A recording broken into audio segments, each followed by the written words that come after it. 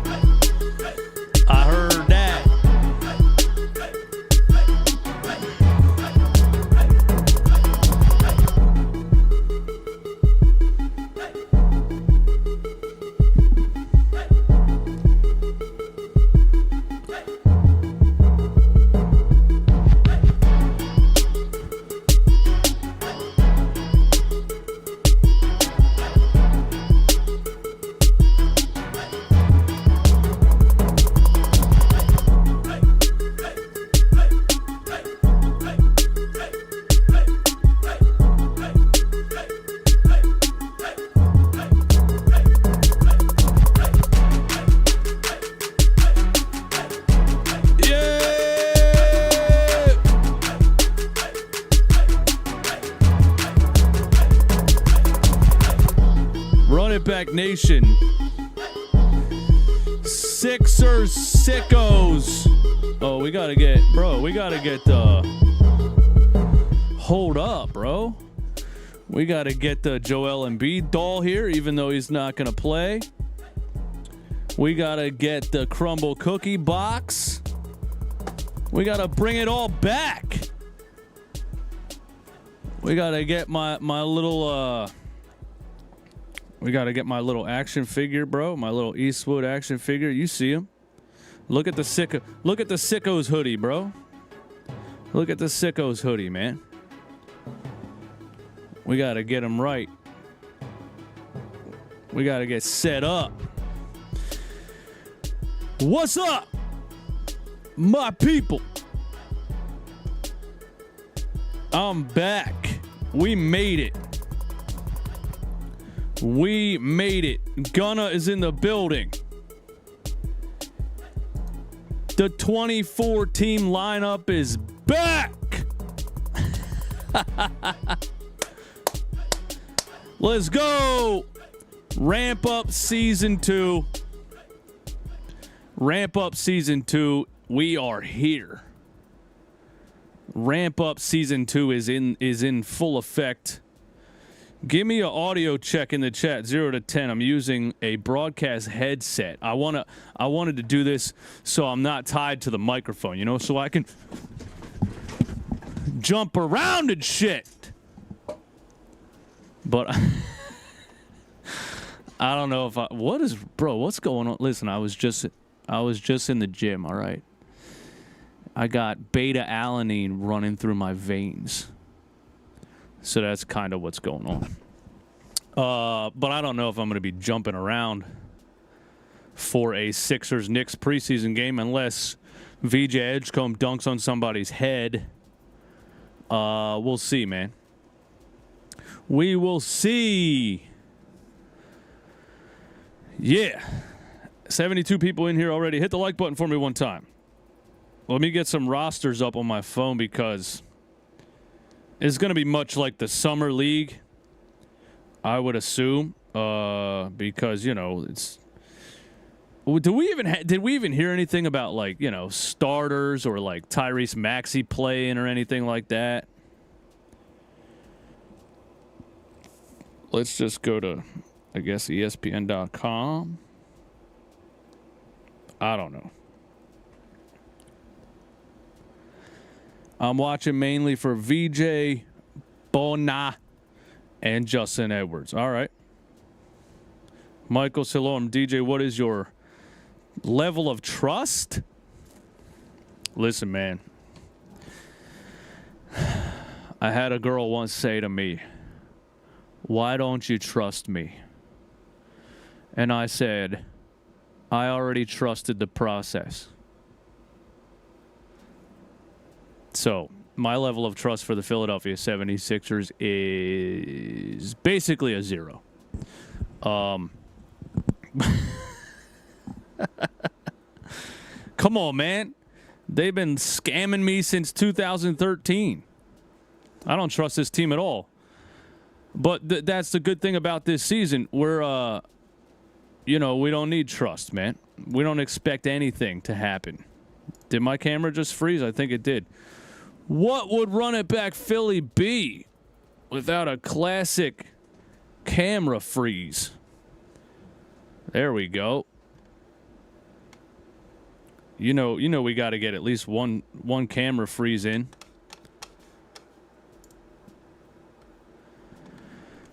Do we think any starters are going to play in this game? Do we know why they're playing in Abu Dhabi? Do they think that like I don't know. It's straight up an exhibition game. We'll see what happens, man. We'll see what happens. Now I'm trying to fix my camera. I lost my chat.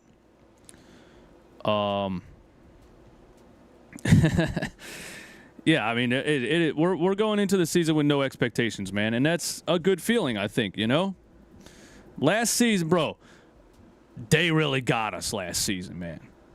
The Sixers really got us good last season, man. They had us so hyped up. They were like, hey, look, Joel's healthy.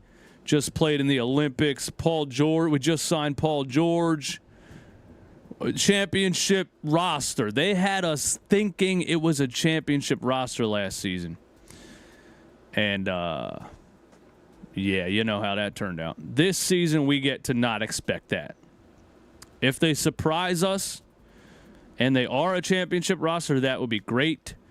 But we're starting out on the bottom. You know what I mean? We're starting out on the very bottom. And so at least our expectations are not crazy high to where the 76ers can destroy us and make us very angry every night. Even though, I'm not going to lie to you, it did a lot for my YouTube channel last year, crashing out every single Sixers game. Crashing out every single Sixers game did a lot for my YouTube channel last year, man.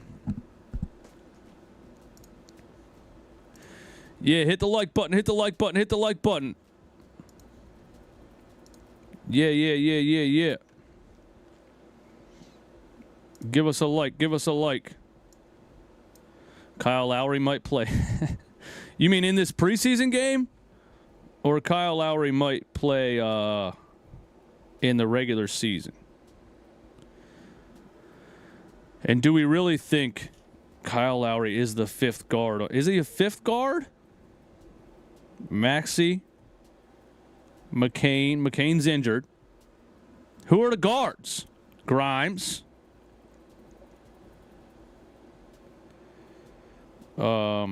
See, this is what they do to me on these apps, bro. They'll give me the roster, but they won't give me the player's number.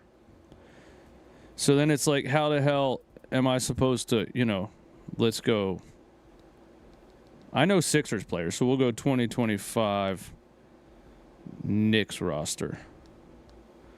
And we'll try to call the game with accurate there's numbers on there. Okay. All right, that'll work. We'll try to get some accurate names on the call. Bam. There you go. I think I'm going to do a interactive scoreboard pretty soon where I'm like keeping score myself, But I didn't do that for this. It does appear that my stream is in 280p. I don't know what's up with that. I don't know what kind of cameras they got going on over there in Abu Dhabi. This says 720. It doesn't look like no damn 720. I'll tell you that much. All right, man. Knicks. Pakume Dadiet, Jalen Brunson, Mitchell Robinson, Mikal Bridges. Jalen Brunson is playing in this preseason game. On the floor for the 76ers, who we got?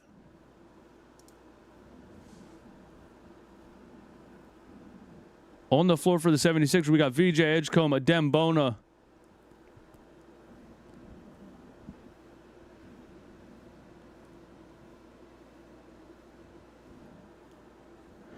Kelly Oubre.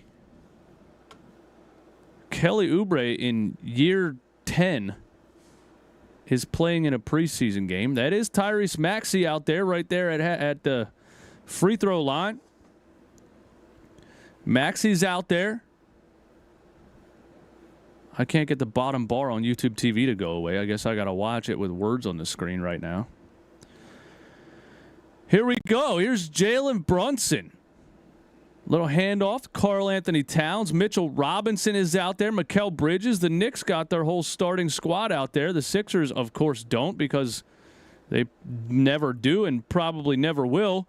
The Sixers on the floor have Kelly Oubre, Adem Bona, Barlow.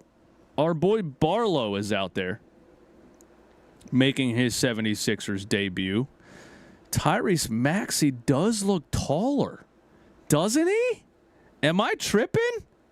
Tyrese Maxey looks about 6'5", bro. Tell me I'm bugging. Tell me I'm out of my damn mind.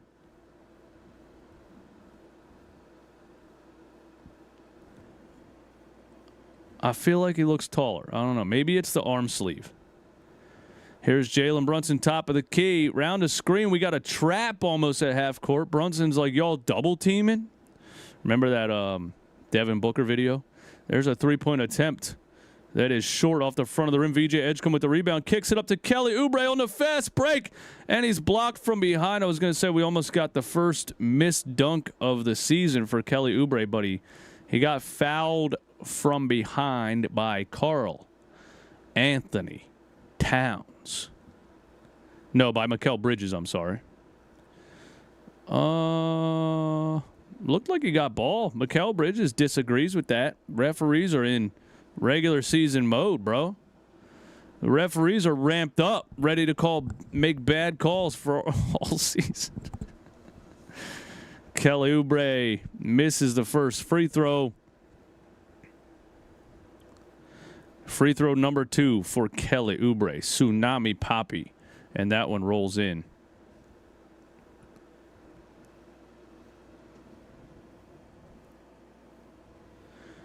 You're ahead of me on the stream, so I'm going to head out. Hey, Larry, all you got to do is hit pause, bro.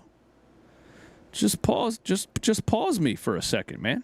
You don't have to leave. Tyrese Maxey up and under on the right side after a turnover. Maxey gets the bucket.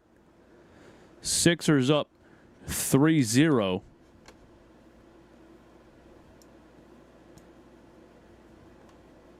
I'm going to try to cover the score for myself because the score is updating on ESPN before I make the live call. It is what it is. There's nothing I can do about it. That's why I want to do my own scoreboard. VJ Edgecombe for 3 from the wing. Oh, back of the backboard. Hit the backboard before the rim. A little Matisse Thybulle action there. We'll see if that improves, but, looked kind of just like his three-point shot did in the Summer League. Now we got a scrap for a loose ball. And the Knicks, who's number 4? Number 4. Pakume Dadiet? Pakume Dadiet? Can someone tell me how to say his name in the chat? Fouled by Adem Bona.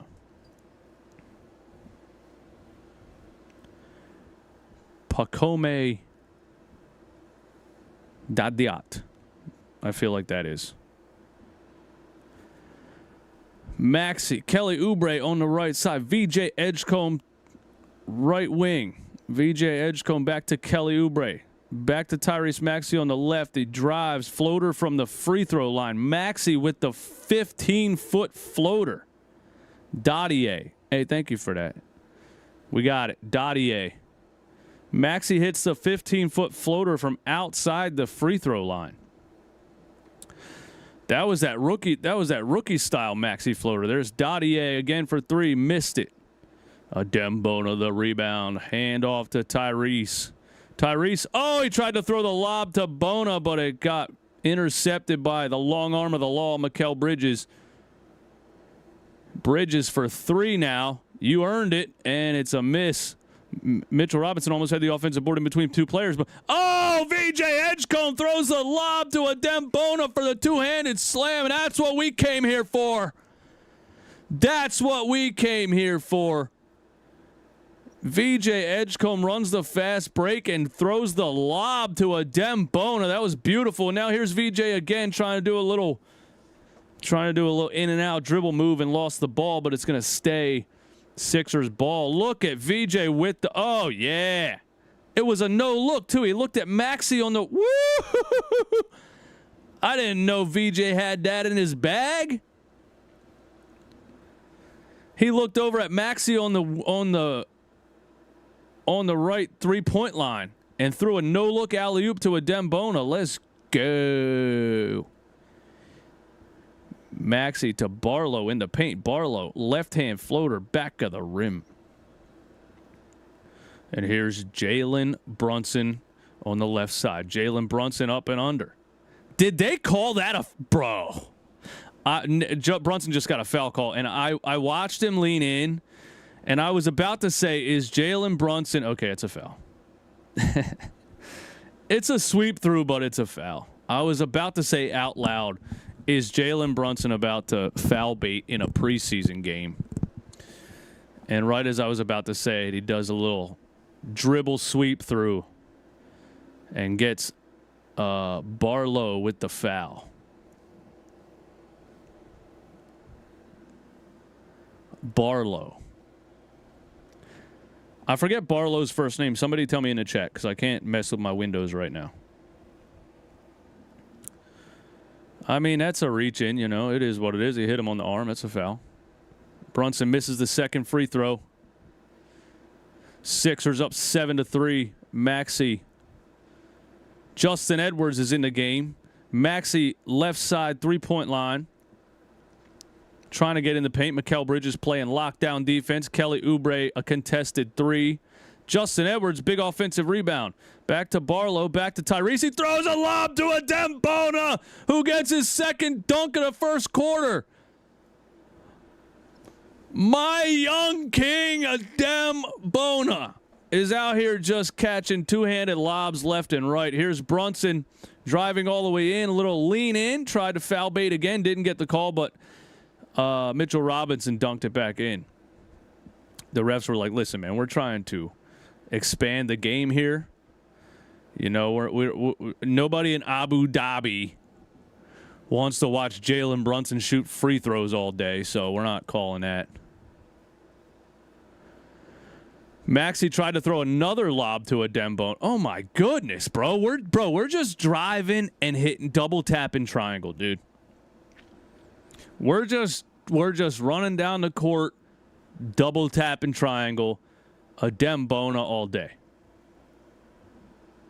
Maxey all the way in on the inbound. Nice pass from, I think it was Kelly Oubre, and Maxey gets another bucket. He tried to throw another lob to Bona, and he got fouled that time. How many alley-oops can Adembona have in one game? Already has 2 in the first quarter. Mitchell Robinson wrapped up by Jabari Walker. We get to see some Jabari Walker action here in the first quarter. Mitchell Robinson, I mean, he had good position. It's not like he's Shaquille O'Neal or something. He wrapped him up like he was a fish out of water, or up, you know, he wrapped him up like he didn't stand a chance. Would have liked to see Barlow just give him a little a little body right there instead of bailing on the play. But I guess, I don't know, man. I didn't know Mitchell Robinson got treated like Shaq out here. Why is this arena so dark? Mitchell Robinson with the free throw, 11-6. Jabari Walker. Kelly Oubre, right side drive, left hand floater, contested, contact, no call. Handoff to Maxey, a fadeaway three-way in the corner. I think it was blocked by Mitchell Robinson.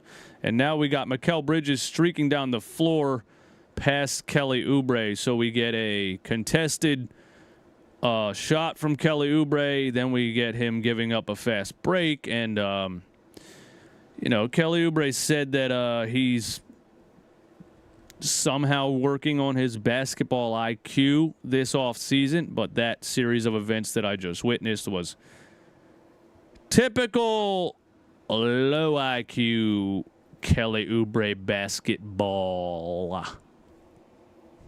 That's what that was.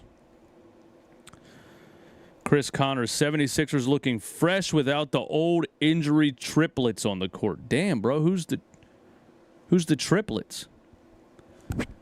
Joel Embiid, Paul George, who else? You're not throwing Jared McCain in there, are you? You're not throwing Jared McCain in there, are you? Kyle Lowry. Kyle Lowry's not injured. He's just 45 years old and looks like he's about 300 pounds. I'm not going to lie to you. Kyle Lowry looks like Zion Williamson's alter ego.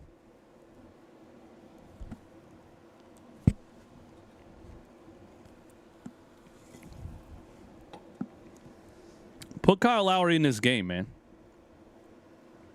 Put Kyle Lowry in this game.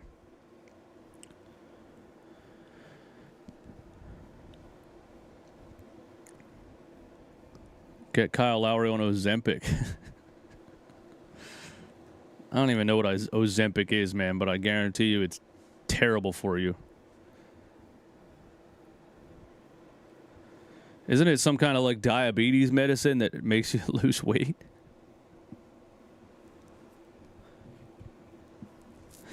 Yeah, man. What you guys think so far? So Adem Bona gets the start, you know, even after Andre Drummond told everybody that he's healthy this season because he was doing toe yoga. Adem Bona gets the start in the first preseason game, and I'm telling you right now, Adem Bona, he looks good. Adem Bona looks good, bro. He's bouncy. Caught 2 alley-oops in the first quarter already. Looks like he's really learning the NBA game. Looks like he's really learning, you know, knowing where to be on the floor when the ball's coming down the floor, you know, on the fast break with VJ. He was cutting right under the rim on the. And then the one with Maxey, again, across the baseline. Adem Bona in the right spot at the right time. 3 times now in the first quarter. One of them he got fouled on. I like how they're actually using power forwards at the 4 like Barlow and Walker. Yeah, man, exactly, right? What were we doing last year? Well, we were playing a power forward at center in Yabusele, right? Then we were running like who at the 4? Kelly Oubre?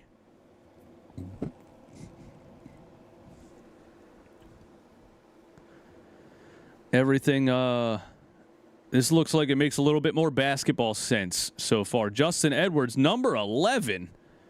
And he tries to hit Kelly Oubre under the rim. That's a bad pass. And it's a turnover.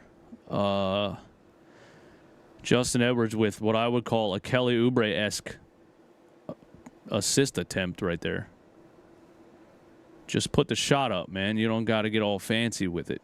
Jalen Brunson with Justin Edwards on him. Edwards little hand checking. Towns is on the block on Jabari Walker. Jabari, good defense. Made him fade away. You know Karl Anthony Towns ain't going to move anybody off the block. You can always get him to fade away. Maxey right side. Kelly Oubre top of the key. Justin Edwards back to Tyrese. Tyrese gets double teamed. Justin Edwards for 3 from the right wing. In and out for Justin Edwards. Here's Jalen Brunson on Edwards again. The duel we've all been waiting for.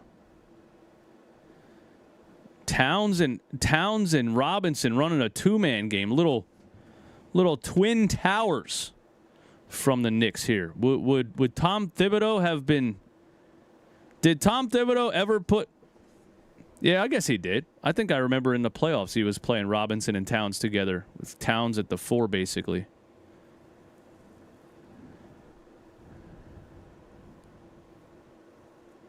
I mean, if you want someone to play defense and rebound, you got to play Robinson because Karl Anthony Towns ain't going to do none of that.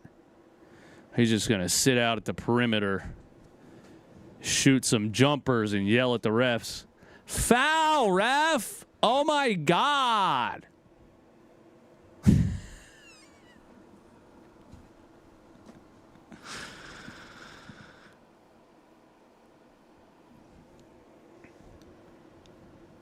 Sean Riley got Peacock Premium so I can watch Sixers if the game isn't on there. Yeah, it's on NBA TV.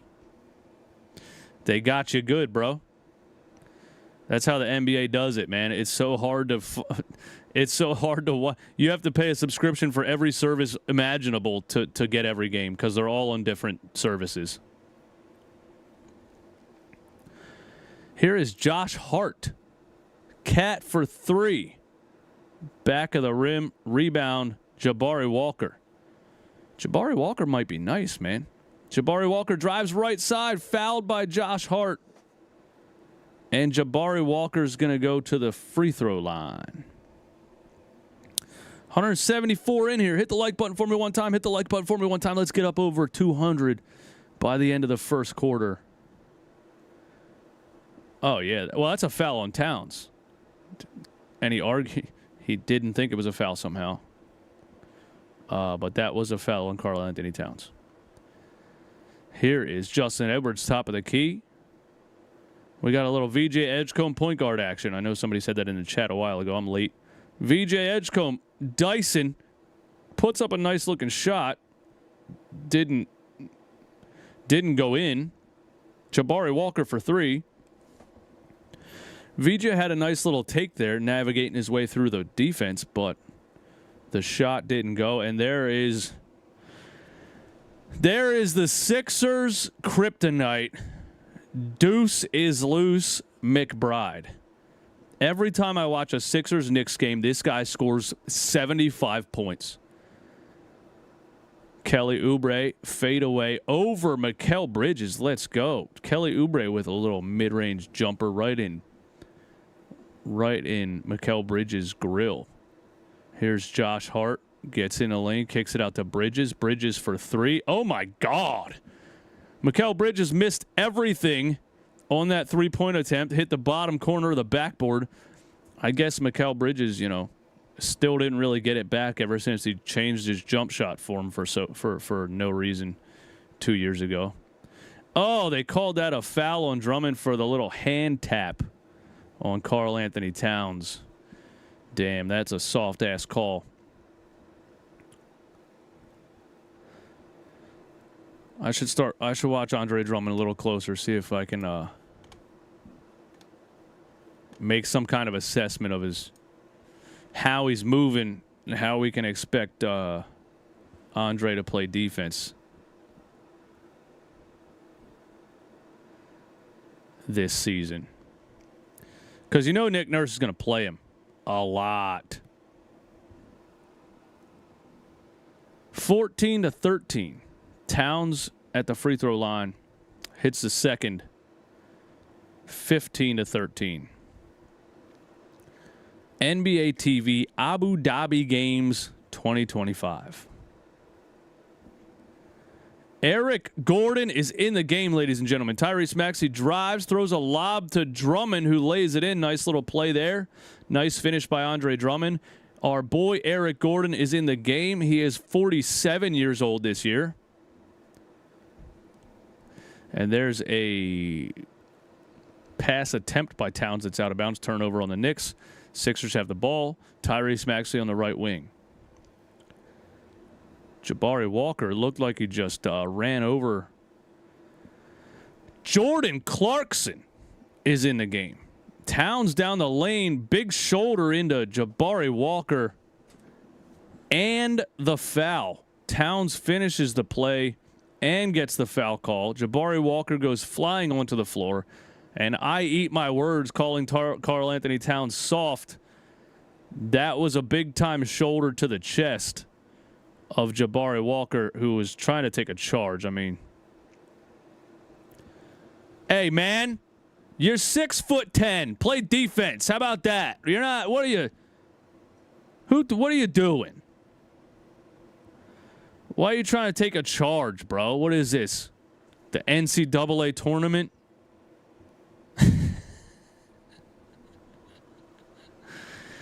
Oh man. 18-15. Barlow back in the game. VJ Edgecombe. Janai Broom. I'm sorry. Janai Broom is in the game. Number 22, rocking the headband. We'll see what Janai Broom looks like out here. Here's VJ. Little two-man game with Towns. McBride, and Towns. Jordan Clarkson for three. Back of the rim. Rebound, Janai Broom. VJ has the ball over to Maxey on the left wing. Maxey ISO on Mikal Bridges, kind of loses the ball and then throws it out of bounds. Looks like Tyrese was going to, try to hit Mikal with a dribble package and didn't have much going. Mikal Bridges is a very, very good on-ball defender. His speed and wingspan, maybe not the best matchup for Tyrese Maxey to try to be ISO one-on-one there. So that goes down as a Tyrese Maxey turnover forced by Mikal Bridges. I got to reload my game because I can't get the stupid words off the bottom of the screen, dude. Sixers, Knicks, full screen. Finally, I did it. The Chai, why is Paul George not playing? Yeah, Paul George had knee surgery about 2 weeks into the offseason. Said that he hurt himself during a workout. They told us, of course, that it's not serious. They told us that, it was a minor arthroscopic knee cleanup, something to deal with knee swelling or something like that. And so people were speculating like 8 weeks or whatever. And we get all the way to media day, and Paul George says that he is doing stationary activities and 1 to 2 dribble moves. So it doesn't sound like Paul George is anywhere close to playing basketball. So we'll probably see Paul George after Christmas. And at the same time, you might as well just give us Joel Embiid after Christmas also, you know what I mean? Let's just do that. Let's just see what the rest of this team is really made of. Let's just see what the rest of this team is really made of. Let's see if this team can stay afloat until they get Joel Embiid and Paul George after Christmas. There is Fat Joe and, I don't know, some other guy that they put on the TV.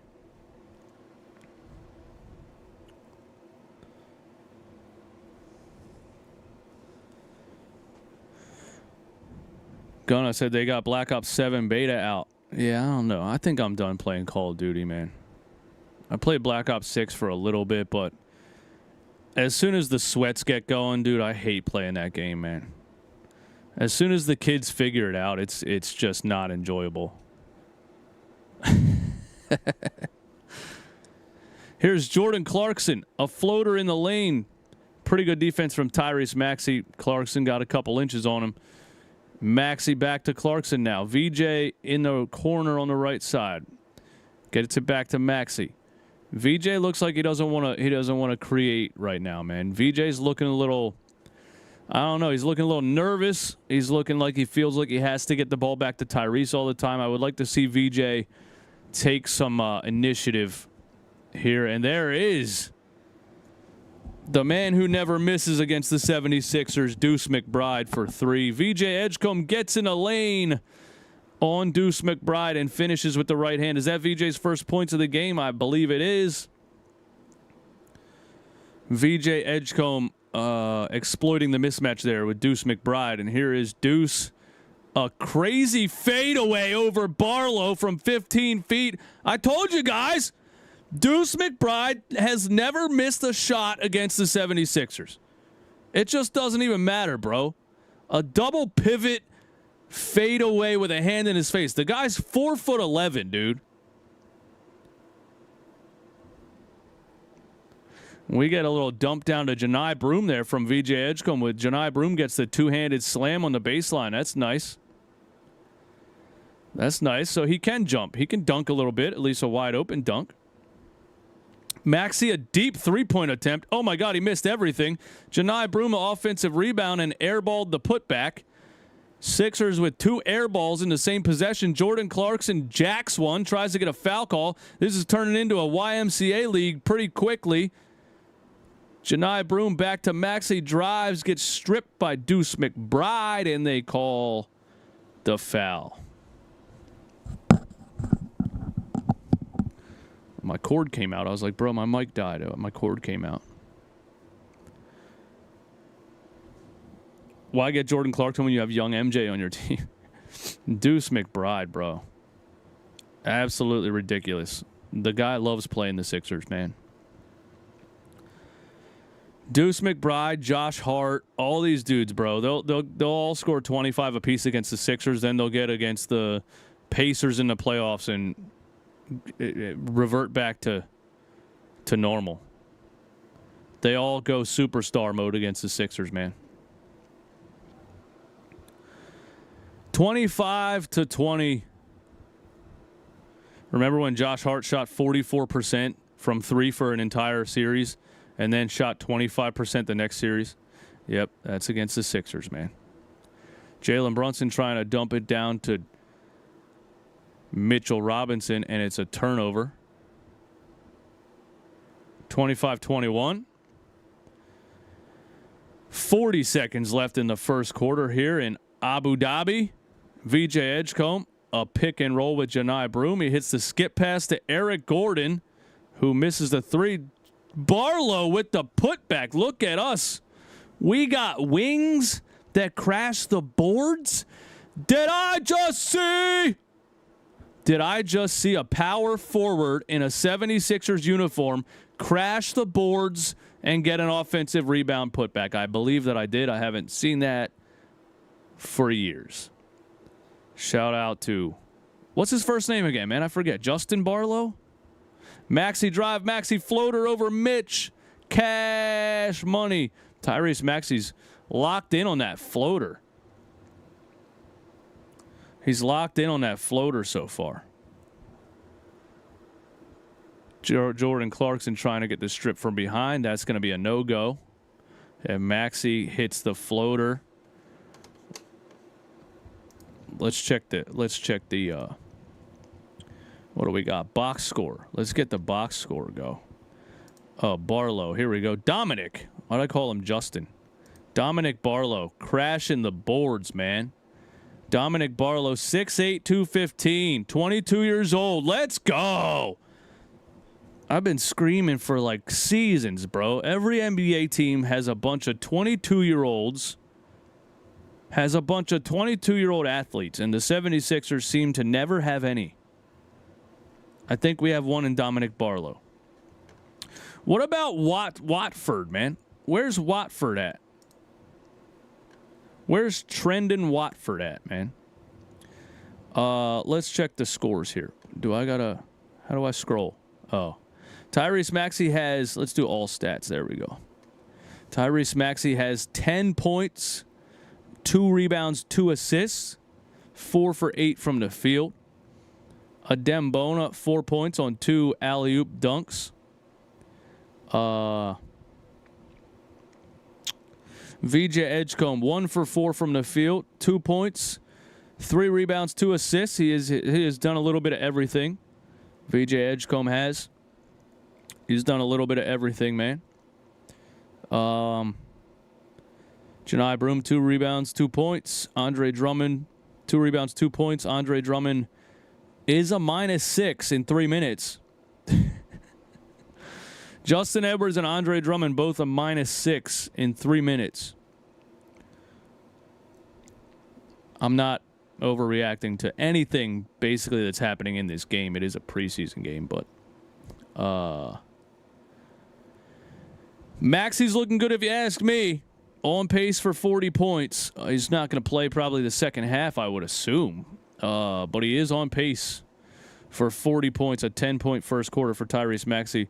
Would like to see a little more aggression out of VJ Edgecombe, but again, it looks like some nerves. You know, he looked a little bit nervous to me when he was playing in the summer league, at least like the first half of the first game, and then he kind of went crazy in the second half. So I think once VJ Edgecombe settles in a little bit and gets comfortable, we're going to see some of his abilities in the second half. That's what I think. Trendon Watford is in street clothes. Damn, bro, we already got it. We already got another injury.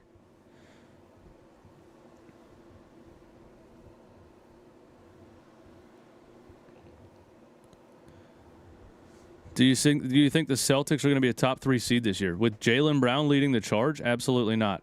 Eric Gordon all the way in, airballs a layup, and Janai Broom puts it back in. Shout out to Eric Gordon for the unintentional assist. I don't know what could be more 2025 Eric Gordon than missing all of the rim on a layup attempt.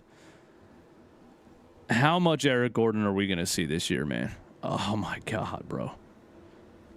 Here is Gershon Yabusele with a 3-point attempt from the right wing. Shout out our boy Gershon. Here's another 3-point attempt for Gershon Yabusele. He missed off the front of the rim, so Gershon's been in the game for 1 second and chucked up 2 threes. They were wide open threes, but Gershon Yabusele. You know what? Quentin Grimes signed a qualifying offer yesterday. The Sixers should have made him play in this game. I'm tired of this bullshit.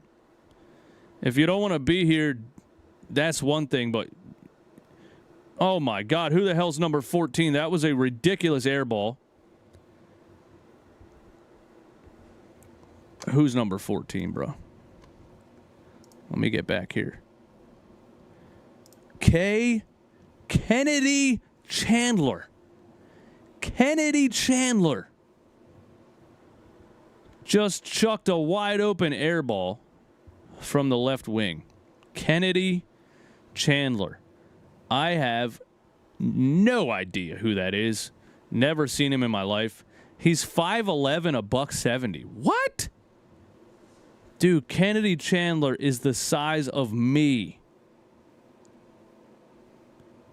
He's the size of me.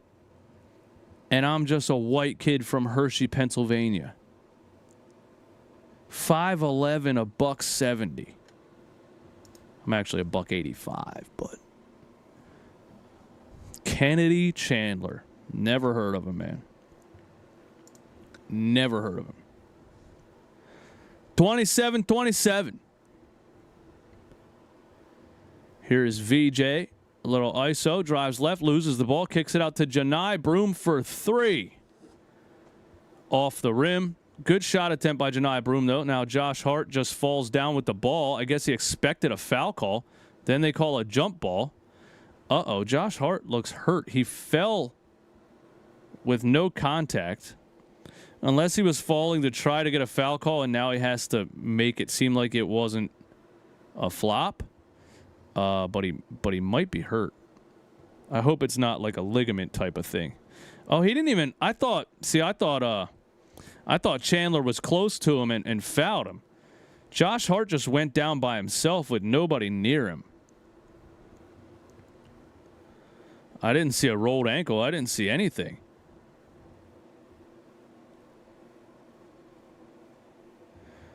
Andre Oliver, will there be a lineup of Maxey, Grimes, VJ, Oubre, and McCain? Do you mean in this game, or do you just mean this season at some point? Because McCain is out for probably 8 weeks with a thumb injury.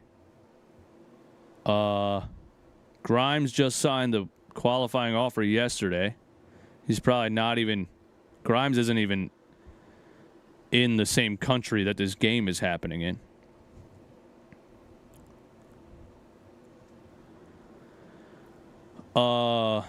This season, Maxey, Grimes, VJ, Oubre, and McCain. I would say that's a crazy idea. But I have seen Nick Nurse run a 4-guard lineup before.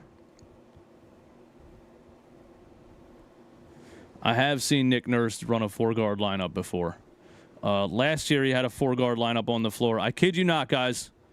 Shield your ears if you have PTSD.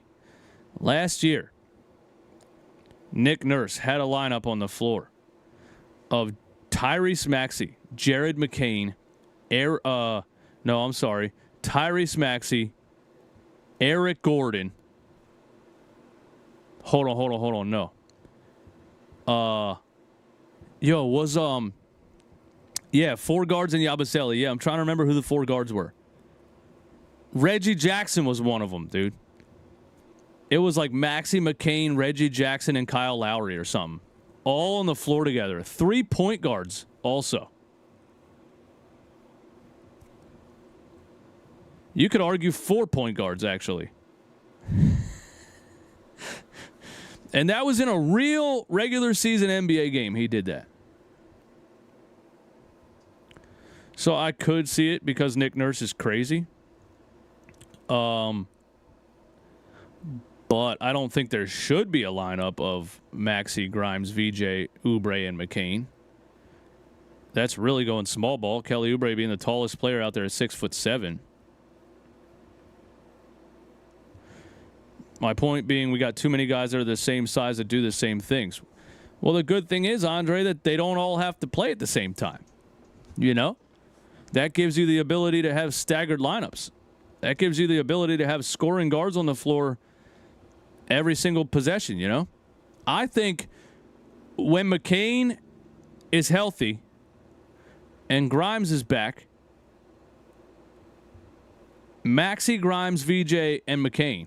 When McCain is healthy, the 76ers should never have a lineup on the floor that doesn't have a scoring guard in it. But somehow Nick Nurse will find a way. Reggie, Maxey, Eric Lowry, and Andre Drummond. That was a lineup. Good God. Reggie Jackson, Tyrese Maxey, Eric Gordon, and Kyle Lowry. How did he manage? You got to tip your hat to Nick Nurse when he pulls off something like that, because I'm like, how do you even manage to get all those guys on the floor at the same time? You know?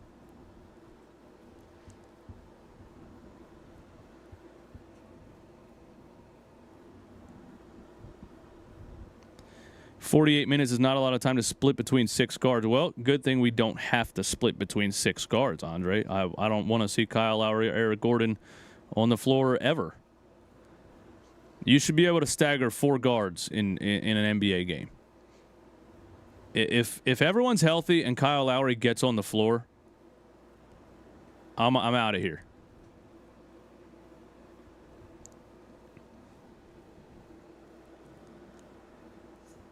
Eric Gordon in his 18th NBA season. Shout out to 255 live viewers in the middle of the day on a Thursday watching a preseason game in Abu Dhabi. Thank you for coming through. For the fact that I'm here calling this game for you. Hit the little like button. Close out the chat one time. Hit the little like button. That's all I ask. It's all we ask as content creators. The like button literally is how we survive. So if you want me to survive, give me a like. If you don't want me to survive, just watch the stream and don't hit the like.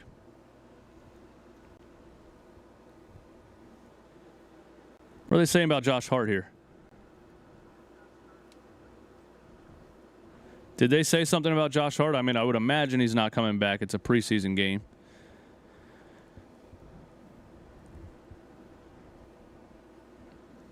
Jordan Clarkson, Deuce McBride. Here's Mitchell Robinson with the screen for Clarkson. Clarkson down the lane. That looked like a carry. They didn't call it. Fade away for Clarkson. Mitchell Robinson fighting with Janai Broom. Kelly Oubre came up with the ball, but he was out of bounds. But shout out to Janai Broom right there for battling Mitchell Robinson on the boards, man. You know, when they drafted him, I talked about his lack of athleticism. I always say that Janai Broom is a great rebounder fundamentally. You know, his body positioning, his boxing out. He's probably the best rebounder on the Sixers roster from a technical aspect. But I hope that his lack of athleticism doesn't hamper him in the NBA with getting rebounds. But shout out to him for battling with the Block Ness monster for that one.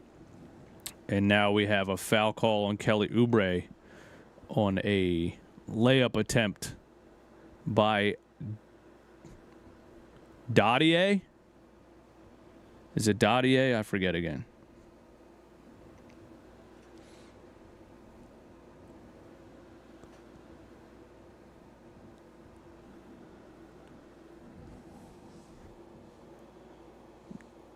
Dottier. I'm going with Dottier. Pacome Dottier.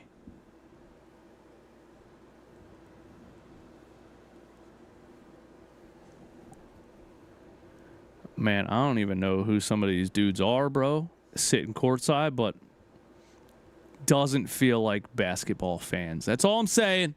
I'm not judging. Just seems like something the NBA and a bunch of rich people agreed on. Doesn't feel like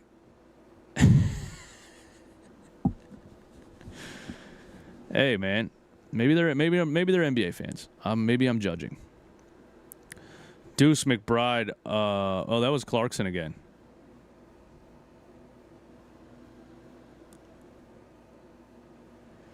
OTMJ9 in the chat says, Janai Broom is slept on. He's such a hard worker. That's my cousin, by the way. That's your cousin? Janai Broom is your cousin? Well, shout out to Janai Broom for being your cousin and for being a hard worker. That still doesn't change the fact that I feel like his lack of athleticism is going to affect him in the NBA. That's just my honest opinion. I hope he proves me wrong. Because, I'm a hard worker. I can't jump. You know what I'm saying? Nah, Janai, by the way, if you haven't heard me, if you haven't listened to me before, I'm 78% never serious. But Janai Broom is a very high IQ basketball player, definitely, and a hard worker. I agree with that. And I hope he has success in the NBA. I think there's a clip of me comparing him to Zach Randolph one time. VJ Edgecombe, top of the key. I want to see something, VJ. Why don't you want to ISO Jordan Clarkson, man? Instead, we get a Kelly Oubre ISO. You know Kelly Oubre never saw a matchup he didn't like. And he dishes it to Janai Broom, who was in the right spot but airballed the layup, and now Kelly Oubre shoots an early shot clock three. That's the most Kelly Oubre shot attempt I've ever seen. And the Knicks have the ball, and here's Yabusele drive, blocked off the backboard by Oubre, but tipped back in by Mitchell Robinson.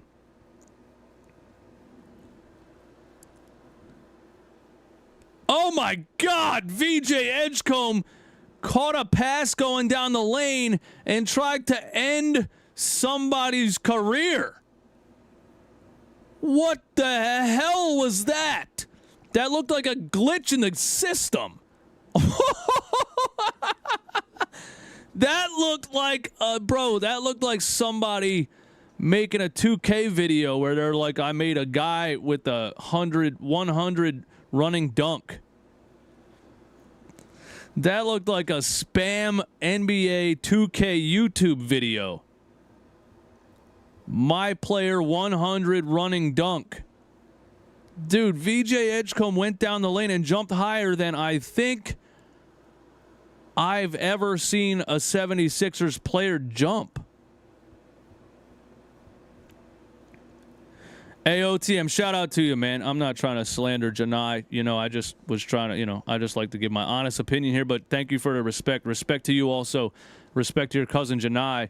And again, I hope he proves me wrong, man. VJ Edgecombe jumped out of the building.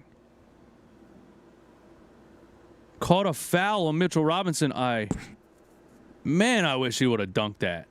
That was insane. That looked like that 2012-ish Blake Griffin dunk where he threw the ball down through the rim. Remember that? Oh, my God. Guys, we're going to get some absolute posters from VJ Edgecombe this season. We're going to get some posters. Here's VJ. A skip pass over to Jabari Walker. Walker back out to VJ. It looks like this is the VJ featured lineup. We're going to need him to do something. Here's a little jab step three-point attempt for VJ. And he hits it. Shout out to VJ right there. ISO, little jab step, and just says, you gave me too much space. I'm going to shoot the three. And I think that is Landry. Is that Landry Shamet? Is that Landry Shamet that he shot over? I think it is. Mitchell Robinson gets a bucket in the paint. Nice assist from Jalen Brunson. Jabari Walker is getting, he's a little too undersized for Mitchell Robinson. There's an attempt by, what's that dude's name again, bro? What's this Sixers player's name again, man? Kennedy Chandler.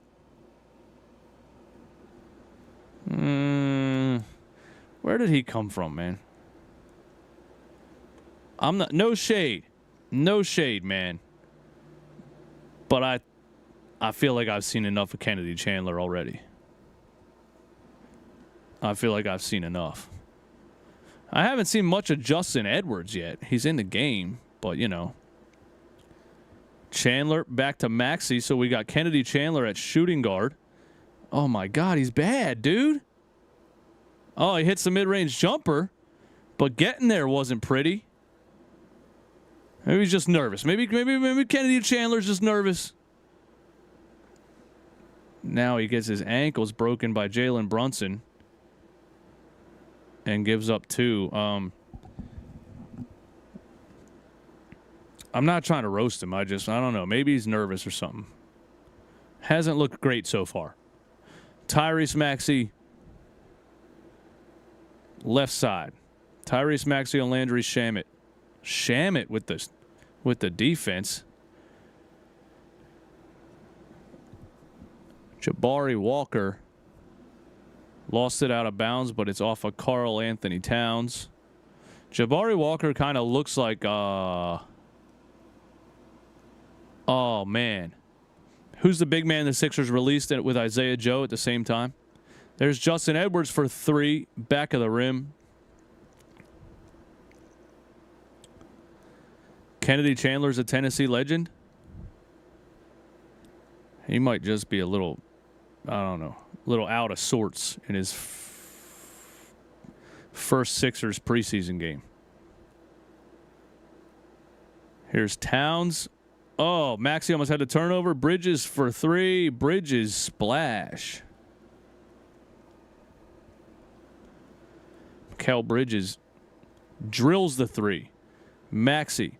Jabari Walker. Jabari Walker. Tough take. Goes right at Bridges on the right side of the rim.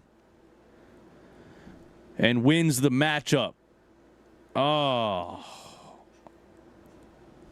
Mikal Bridges with the drive, the reverse lay. Adem Bona trying to get the block. Trying to get the weak side block called for the foul. That is Landry Shamet. Landry Shamet. Oh, you kind of see that's that. That's tough. When a player goes under the rim to the other side and then they kind of stop on a dime, you got to be able to put on the brakes. That's a little Jalen Brunson move, actually. Mikal Bridges getting a little Jalen Brunson moves in his bag. Drive hard under the rim and just stop really fast and make the defender run into you.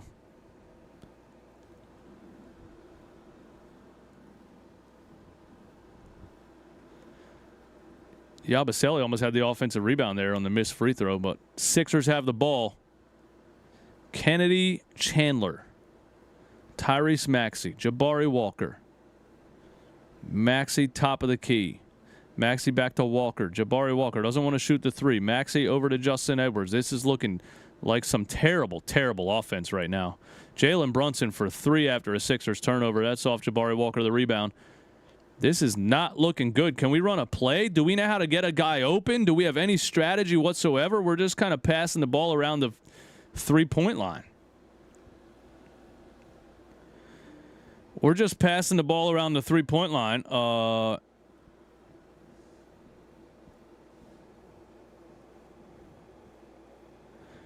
Phillies open NLDS on Saturday against the Dodgers. Oh, yeah. We get a Phillies-Dodgers opening series? Are you effing kidding me? Hell yeah. Oh, that's Hunter Salas? I thought that was still Kennedy Chandler. My bad. Hunter Salas. I remember him in the Summer League, Hunter Salas. He was not good.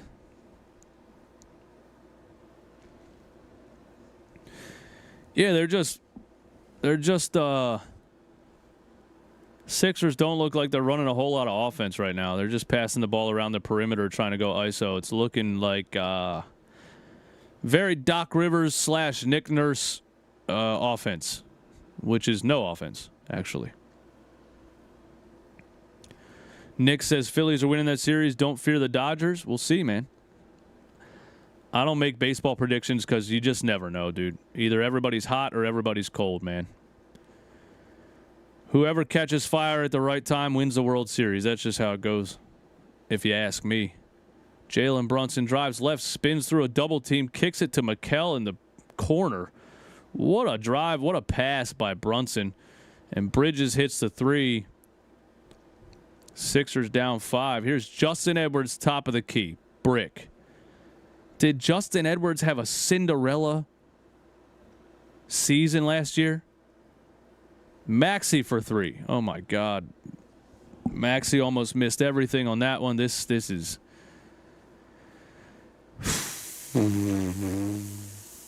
It's not that the 76ers are missing. It's that they are running no offense whatsoever. I know it's a preseason game, but are we not trying to get something going? What exactly did we do all training camp?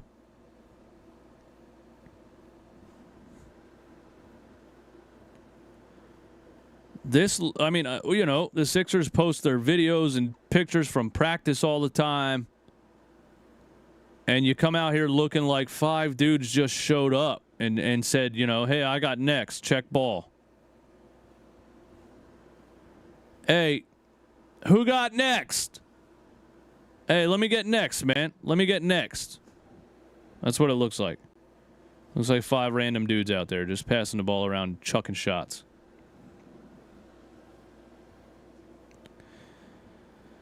And you know, when you see the Knicks offense and when you see Jalen Brunson, you know, drive, spin through 2 defenders, kick it into the corner, or run a pick and roll and make a skip pass.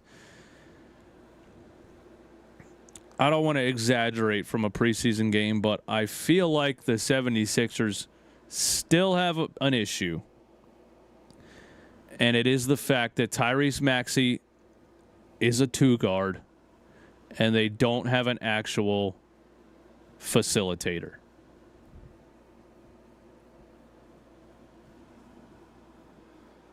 That might be an overreaction for a preseason game, but that's where I'm at with it.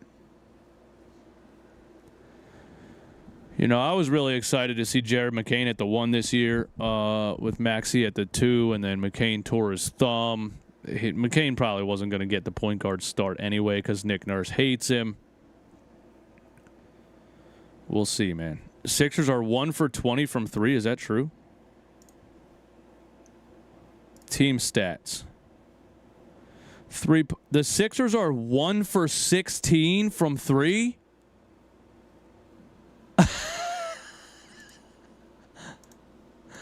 Bro, 1 for 16? 6.3%? 6.3% from 3. Put me out of my misery. 1 for 16. And that's not random, guys. That's because they're not generating good shots at all. They're just passing the ball around the perimeter and chucking contested threes. Wow. 1 for 16. That is actually impressive.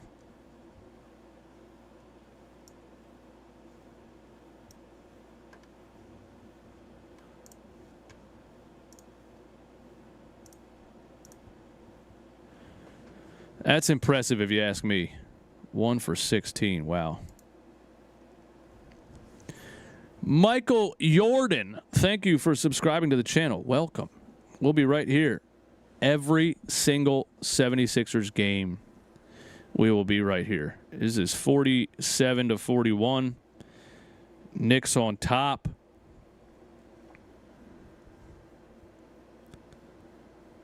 The only thing I'm seeing is that, you know, I don't like the 76ers offense right now. I don't like it. Here is Brunson for 3. Rimmed out. Rebound by Hunter Salas. Tyrese Maxey trying to run. Brunson cuts him off at half court. Back to Hunter Salas. Justin Edwards. Over to Dominic Barlow. Maxey back to Barlow. Barlow down the lane with the 2-handed slam. Shout out to Dominic Barlow. A nice little side court screen and roll. And Maxey with the point guard style play. Legitimately 2 minutes after I called him not a point guard. Karl Anthony Towns with the slam and the foul on Hunter Salas here. The Knicks are, I would say, dominating the boards with this Karl Anthony Towns and Mitchell Robinson lineup. The Twin Tower lineup here. Nick Nurse hasn't really tried to answer with maybe I don't know. I don't want to get crazy, but Drummond and Bona together or something. I don't know, man. The Sixers lacking size is nothing new, man. Nothing new. Let's check the rebounds. Rebounds, 27-22. Knicks have 10 offensive. The rebound margin isn't that big, honestly. Here's a turnover. Here's Brunson in the corner. Good defense from Salas right there. Brunson. And the Knicks throw it away. Good defense from Hunter Salas. Forcing a turnover. What do you think it'll take for Nurse to get let go? Nick Nurse looked so frustrated last season. I think Nick Nurse might quit before he gets fired.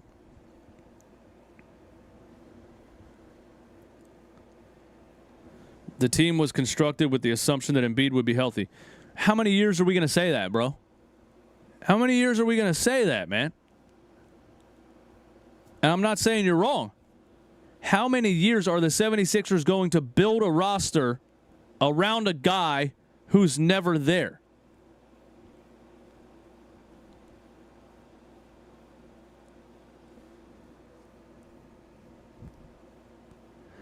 You know, and then it's always, oh, well, the roster was built for Joel Embiid, and he's not here, so that's why we suck. Okay, so we're just, what are we going to do?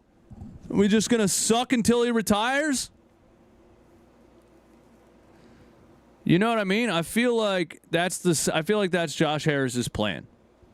I feel like he's like, listen, because there's people that do think that that's what they should do. That they should say, listen, if Joel Embiid is ever healthy, we have a chance to win a championship. So every season, we should build the roster around Joel Embiid. If he's healthy, we win. If he's not, we lose. That seems like, I think you're right. I think you're right, Noah.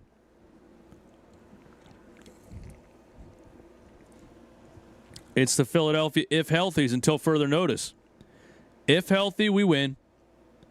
If Joel Embiid's not healthy, we're back to 24 wins. And I'm not going to lie to you guys.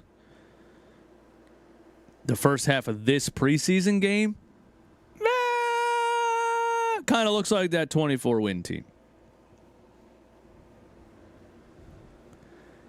But it is the first half of a preseason game in Abu Dhabi. Where is Abu Dhabi, man? Where is Abu Dhabi? Here it is on the map. See, I don't understand. Can y'all tell me where Abu Dhabi is? Is that a country? Is Abu Dhabi a country? Where is Abu Dhabi? Here it is on the map. Is it in United Arab? I don't know what that means. What is United Arab Emirates?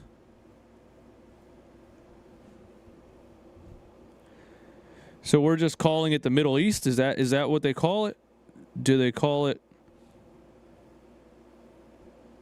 They call it UAE? It's a kingdom? Man, I don't know shit, bro. I don't know anything.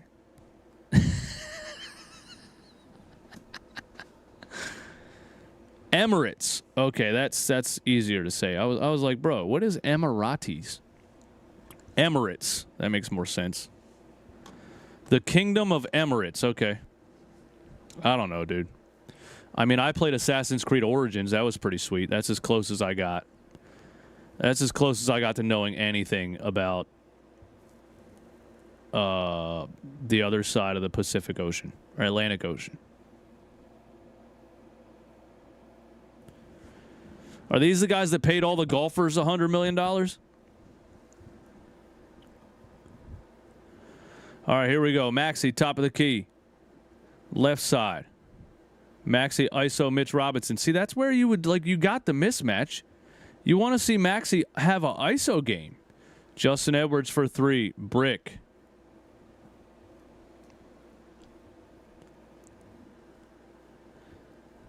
Brunson missed a layup. Wanted a foul call. No call. Maxey. Here is Hunter Salas. Oh, my God, bro. Hunter Salas airballs a wide open three. I mean, dude, his shot's hitting the backboard so hard. We're going to need to roll in a new backboard pretty soon. I mean, this guy, bro, Hunter Salas isn't even shooting bricks. He's two-hand tossing cinder blocks.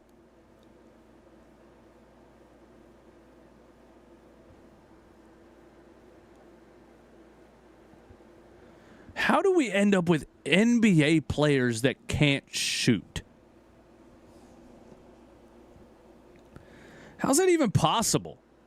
How's it even possible to get this far playing basketball to where you're in an NBA preseason game and you're shooting the ball 7 feet wide of the rim, shanking it off the bottom of the backboard?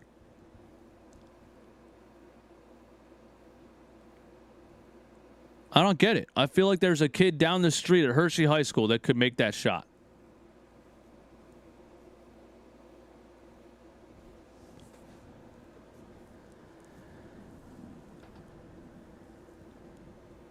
I haven't shot a basketball in months. I feel like I would have been closer on that shot attempt. I'm dead serious, not joking at all. Here's a VJ Edgecombe turnover. Mikal Bridges up and under with the left. Crazy finish by Mikal between two defenders, and suddenly it's a 10-point game. Kelly Oubre on the left side. Tyrese Maxey, handoff from Barlow. Maxey drives, Maxey off the glass, missed it. Barlow, a big offensive rebound, and gets the foul call.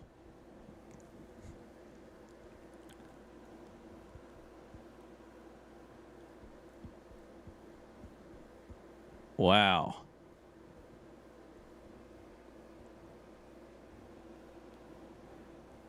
Phil Evans, what happened to YouTube TV? I'm watching on YouTube TV. What happened?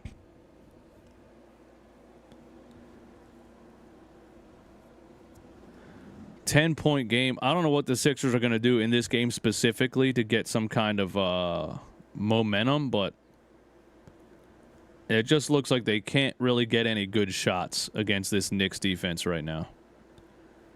I mean, they're really locking us down right now. Kelly Oubre, a contested three. Brick. What are we, 1 for? No, it's on NBA TV, guys. The game's on NBA TV. Why is it blocked? Why would it be blocked? I'm watching it on NBA TV right now.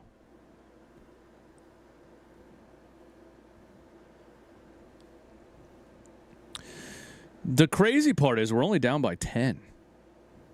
Here's VJ Edgecombe, little ISO on the left wing, shoots a three. Oh my God, bro. I've seen more air balls and backboard first shots.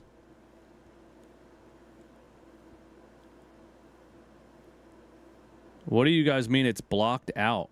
I'm watching it on NBA TV. Oh, you guys aren't in.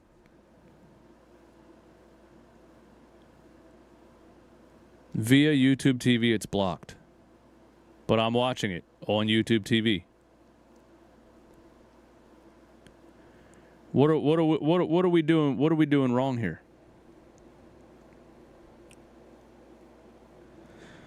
I'm just trying to figure out. I would like to help people that the game is blacked out for, but I'm watching it on NBA TV, and I'm in Hershey, Pennsylvania. Nick Marchetti is in Boston. He's watching it on NBA TV. Oh, in Philly, it's blocked. Why the hell would that be? So that means it's on a local network then, right? So is it on NBC Sports Philly? The only reason it will be blacked out is if the game broadcast is owned by another network. And a lot of times it's blacked out on NBA TV if it's also being broadcast on NBC Sports Philly. But you guys are saying you're going on NBA TV and the game is blacked out. It's blocked in Florida? It's blocked in Baltimore? I don't get it. That sounds like an error on the NBA's part, to be honest with you. I don't understand.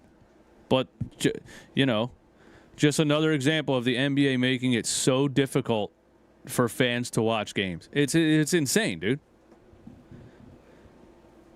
Because even if you pay for NBA League Pass, even if you pay for a monthly NBA League Pass subscription, you can't watch this game because it's on NBA TV, which doesn't even make sense. Isn't NBA League Pass and NBA TV both owned by the NBA? Yo, this is a brick fest. You're absolutely right. Let's look at this. Let's look at the first half stats, shall we? Do we even want to do this, bro? Team stats. Here we go. The 76ers are shooting 5% from three. 5. I don't know if you heard me. The Philadelphia 76ers basketball sports team is playing a preseason game in Abu Dhabi, United Arab something else, over there near Dubai somewhere. And they are shooting 5% from three in the first half. They are 1 for 20. I feel like I could put a couple of those dudes wearing robes on the floor, and they would shoot better than 5%. Give me a couple of those dudes in robes and sandals, bro. Get this team out of here. Give me just a couple of those dudes in robes and sandals. I guarantee you they shoot better than 5%.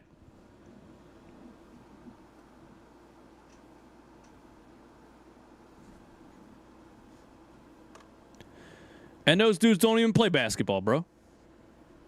They play soccer.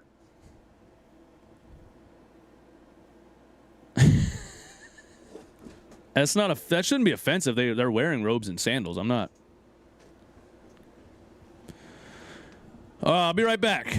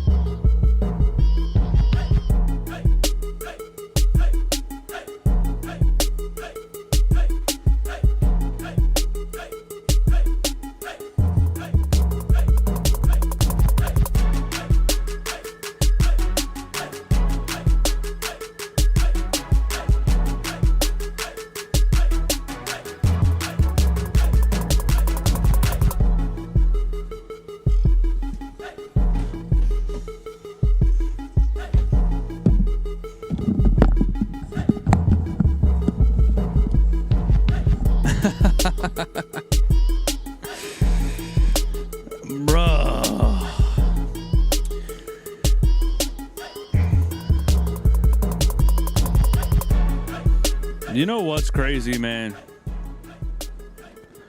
Nobody should ever. Nobody should ever crash out during a preseason game, right? But that's because nothing should ever happen in a preseason game that would make somebody crash out. But only the 76ers could force a preseason crash out. Only the 76ers could force a preseason crash out. Fat Joe's performing lean back in Abu Dhabi at halftime at a preseason game.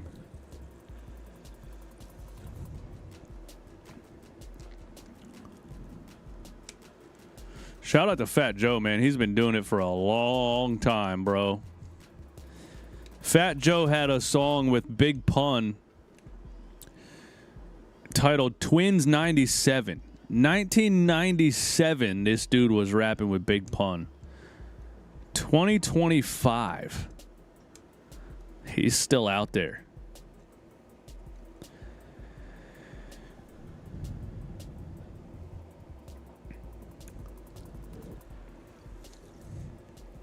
The NBA doing business in Saudi Arabia is the freaking definition of gross. Well, think of it like this. You got to think of it like this, man. Let me give you a perspective. Just from a business standpoint. You saw all those golfers start to get $100 million, right? They started to leave the PGA Tour for the LIV tournament or whatever because Saudi Arabia was paying them $100 million, and they've been playing golf their whole lives, and they would have to win 5 Masters to make $100 million, right? The Saudi Arabia started giving them like $100 million up front to come over to the LIV tournament, right? Who's going to say no to that? Not me. I'll tell you that much right now. So the NBA they're doing a smart thing. Dude, it's not called, this is not selling out. Let me finish. This is not selling out. This is protecting yourself. If you don't do business with Saudi Arabia, they're going to pay your players 20 times more money than you're paying them, and they're going to take your players and ruin your league. You saw the PGA Tour refused to give in. The PGA Tour was on TV. They were trashing the LIV tournament, all this stuff, and then what did they do? They merged with them because there's nothing you can do when somebody's handing out that kind of money. So the NBA has to say, we better get over there and start doing business with them, or they're going to start paying our players hundreds of millions of dollars. You know what I'm saying? I'm not saying it's right.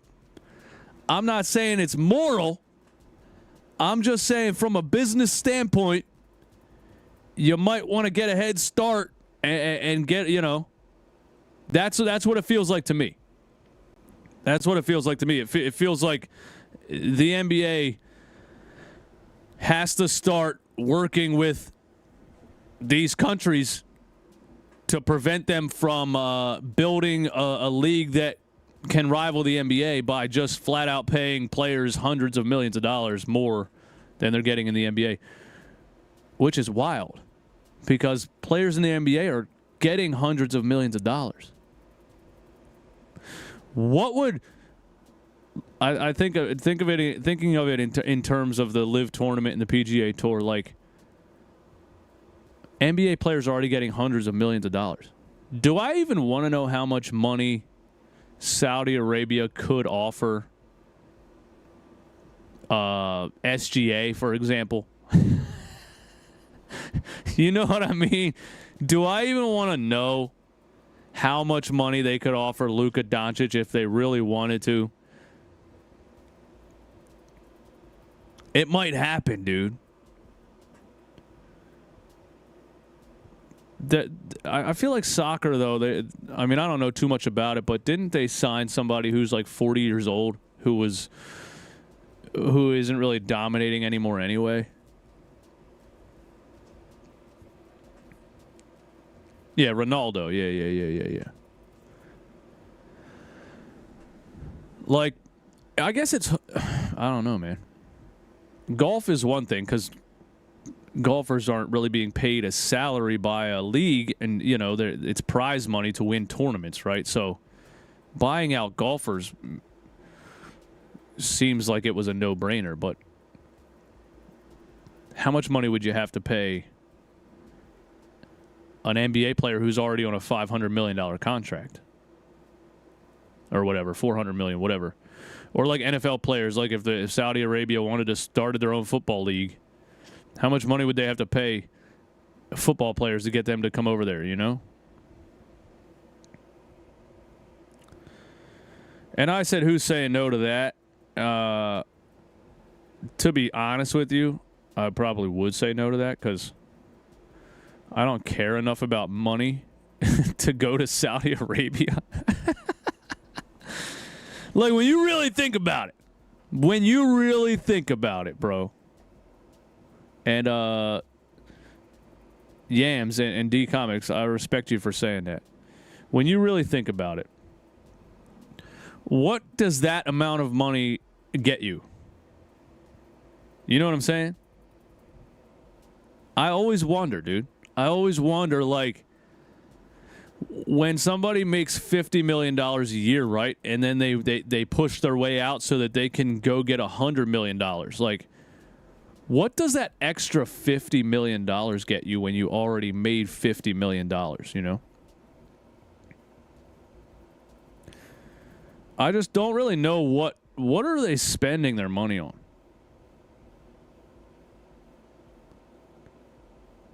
What world are they living in where they need to they're making hundreds of millions of dollars? What world are they living in where they're like, ooh, but if I go there, I could make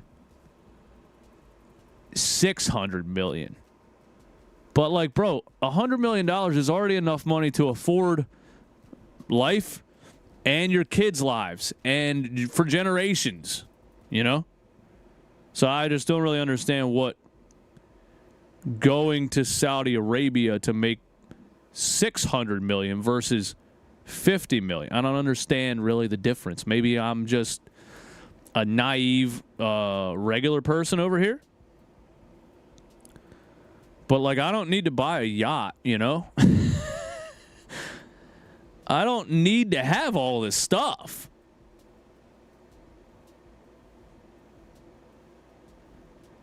Like, if I was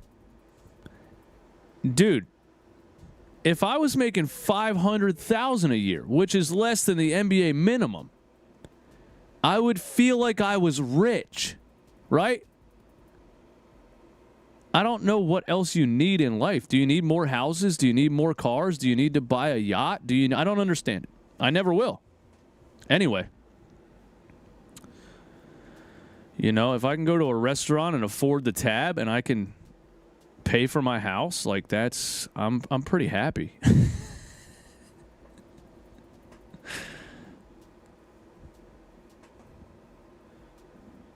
Anyway, the game's back on. Unk stuck in 2010 before inflation. Because of inflation, you need $600 million?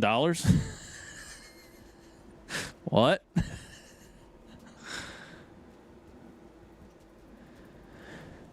Hey, 10-point game here.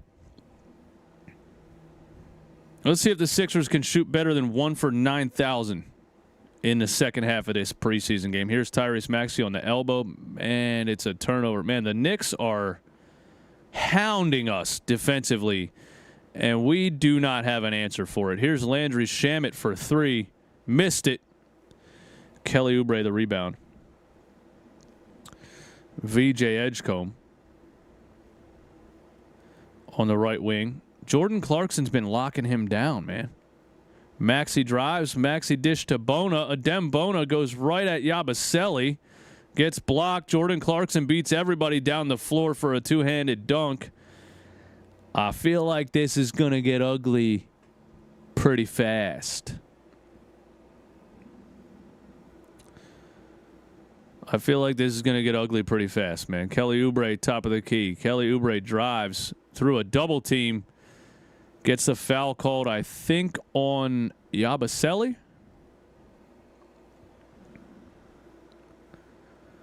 Or is it Dottier? I guess they called that on Yabusele.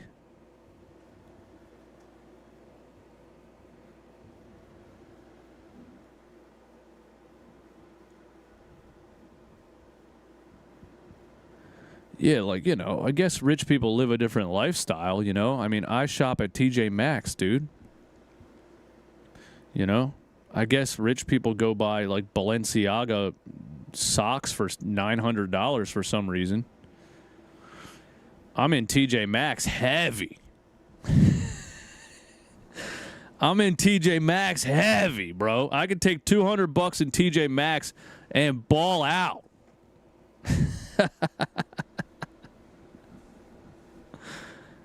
I'm living the dream over here, dude. It's all about perspective, man.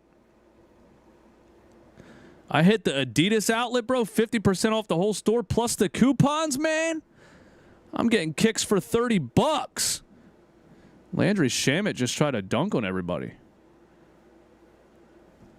Yabusele has Barlow in the paint. Oh, my goodness. Was that a pass?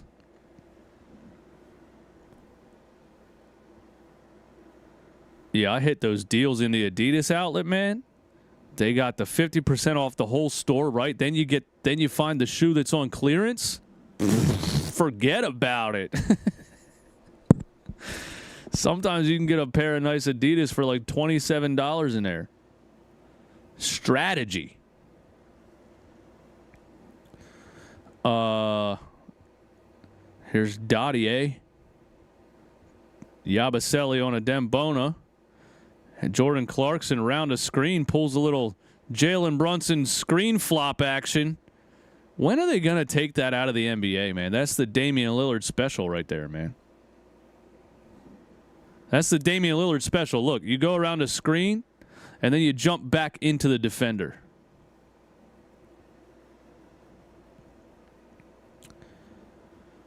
JB, where can I get cheap kicks? Tanger Outlets in Hershey, Pennsylvania, man. Adidas outlet, bro. I'm telling you. Straight deals in there. Brunson doesn't flop on screens. Oh, he just flops without a screen. Okay. Yabusele in the corner, blocked by Oubre. Okay, Oubre is not hurt. Oubre fell down.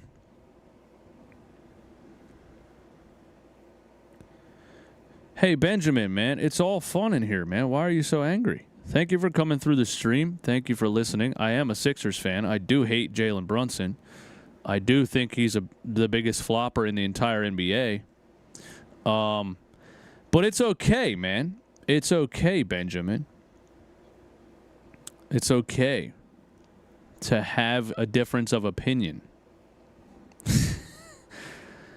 You know? I'm just letting you know, Benjamin, one day when you go outside, you're going to meet people and they're going to have a different opinion than you on things. And I just don't want you to be caught off guard, man. This is real life, real conversation. Maxey drives up and under through a double team. Tough bucket.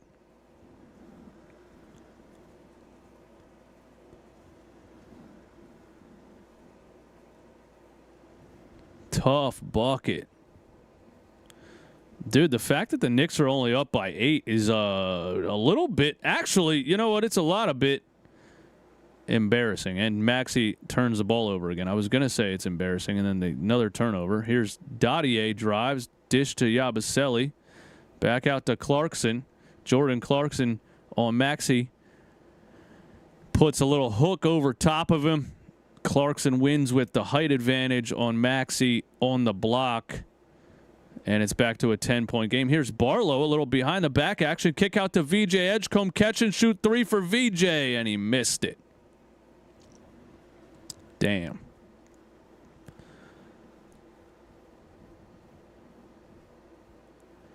Offensive rebound for the Knicks. Here's Deuce McBride, top of the key. One-on-one Barlow. Oh, my God. He absolutely cooked him. Deuce McBride cooked the hell out of Dominic Barlow and almost looked back at him before he laid it in. I mean, he basically walked to the rim. And it's a 12-point game. VJ, drive, kick out to Kelly Oubre in the corner for three. Hey! The 76ers made a three-point basketball shot. Their percentage is now up to 9%. They're 2 for 23. And now we got a rebound. It's a 9-point game. Tyrese Maxey across half court. Maxey over to Barlow. Barlow wants revenge. He shoots a three, and it's off the rim. I think the Sixers win this game, guys. And if the Sixers win this game, I'm roasting the Knicks because you got your whole damn healthy starting squad out there, and you're only up 9 on a team that's shooting 8% from three, man. Deuce McBride, what? Give me a damn break! Deuce McBride has never missed a shot against the Philadelphia 76ers. A one-footed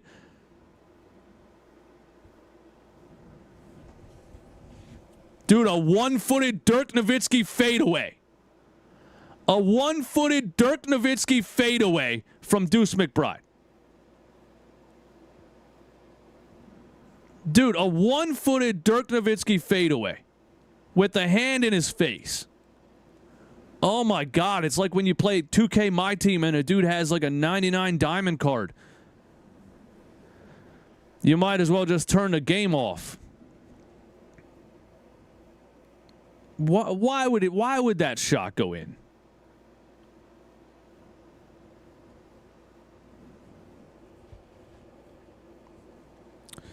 Oh, no laughing matter. I'm so sorry about that, man. You did that right before I left on the break, man. My bad. I got you, bro. I got you. Thank you for the super chat, man. If Healthy Embiid puts a run of games together,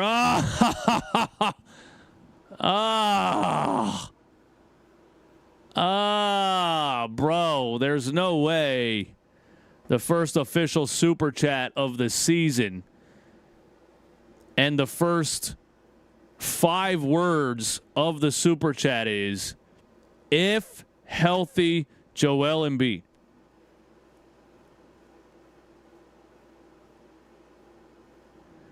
Oh, man, dude. I almost can't finish reading it, man.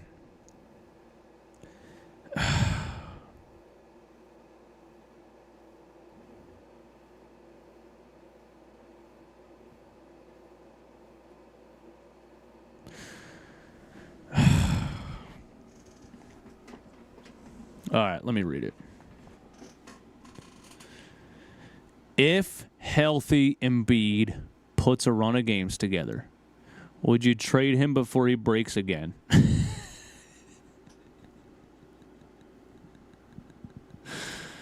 Or ride it out with the dishonest ogre? What does that mean? What does dishonest ogre mean, man? I mean, you're entitled to your opinion. You think Joel Embiid is apparently a dishonest ogre. I think Joel Embiid just sounds like he's retired at this point. When he talks, he sounds to me like he doesn't really care about doing it. It sounds to me like he feels like he's proven everything that he needs to prove, and he doesn't care about, anything. And he's just gonna collect his money until 2029. That's what I feel like he sounds like when he talks. If healthy Embiid puts a run of games together, would you trade him before he breaks again? Well, no, that's not. I mean, I thought, damn it, dude. You know what? I hate this question, dude, because it's sparked several emotions within me at the same time. And so I guess technically that's a good question. If healthy Embiid puts a run of games together, would you trade him before he breaks again? Yeah, I would. Yes. Nah. But you can't. Dude. Because if he puts a healthy couple of games together, you have a chance to win a championship, and you just can't. You can't bail on that. You can't do it. If Joel Embiid puts a string of games together like he did 2 years ago and puts up some historic stat lines and is averaging damn near 40 points a game, and you can't bail on it. You have to ride it out because it might be a championship. And that's the conundrum the 76ers are forever in.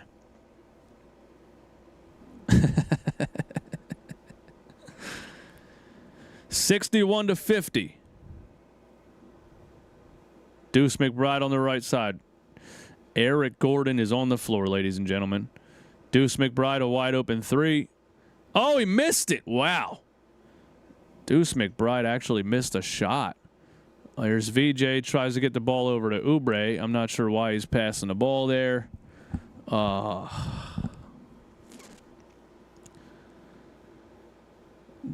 This is tough, man. VJ, to me, in this game, he's not looking assertive enough, if you ask me. But he's a 20-year-old rookie, right?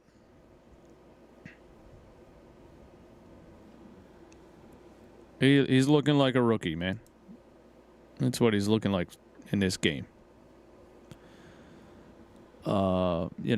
And I think a lot of people, we draft a player, they just assume that this player is just going to come in and like, oh my God, look at this team. We got Maxey, McCain, VJ, and Grimes. We're going to be unstoppable. It's going to take somebody like VJ Edgecombe a couple of years to be at his peak in the NBA. You know.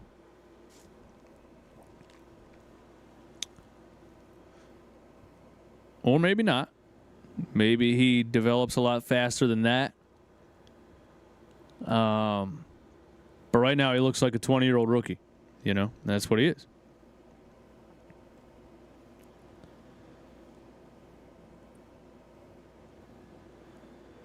I'd rather trade Paul George. I don't think either of these guys are tradable, man.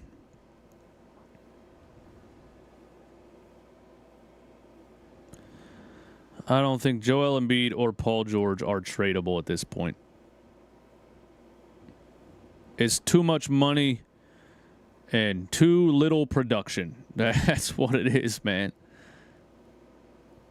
It's too much money for too little production.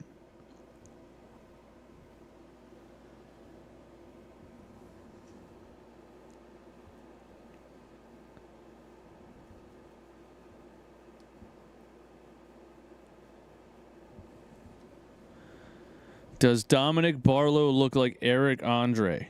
I'm not even sure who that is, to be honest with you. I don't think I know who Eric Andre is.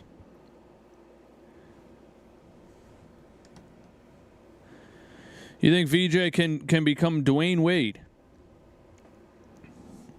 You know, Dwayne Wade was developed in the NBA very fast, but I feel like Dwayne Wade was older coming out of college, right? Dwayne Wade played 4 years of college, right? Dwayne Wade came in the NBA, and LeBron came straight out of high school, and Carmelo Anthony played 1 year at Syracuse. And LeBron and Melo were like the big names in that draft. And then, but for the first couple of years, Dwayne Wade was cooking. And I think it's because he was older and he played 4 years of college. So he developed a lot faster in the NBA, I think. And then the Miami Heat gave him Shaquille O'Neal, which helps, you know. And then after Shaquille O'Neal, he gets LeBron James. I mean, Dwayne Wade had Dwayne Wade had the privilege of having some damn good running mates.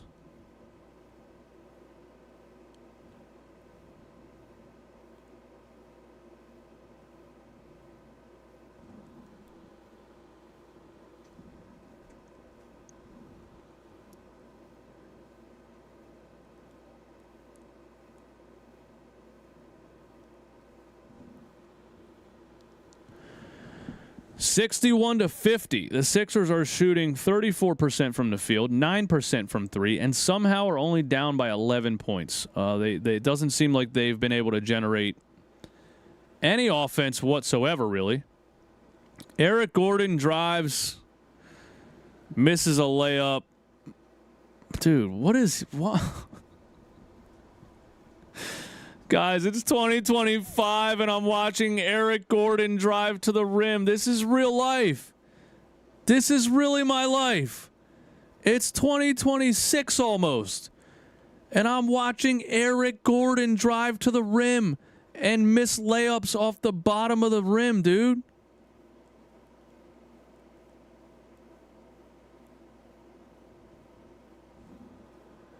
Why is he out there?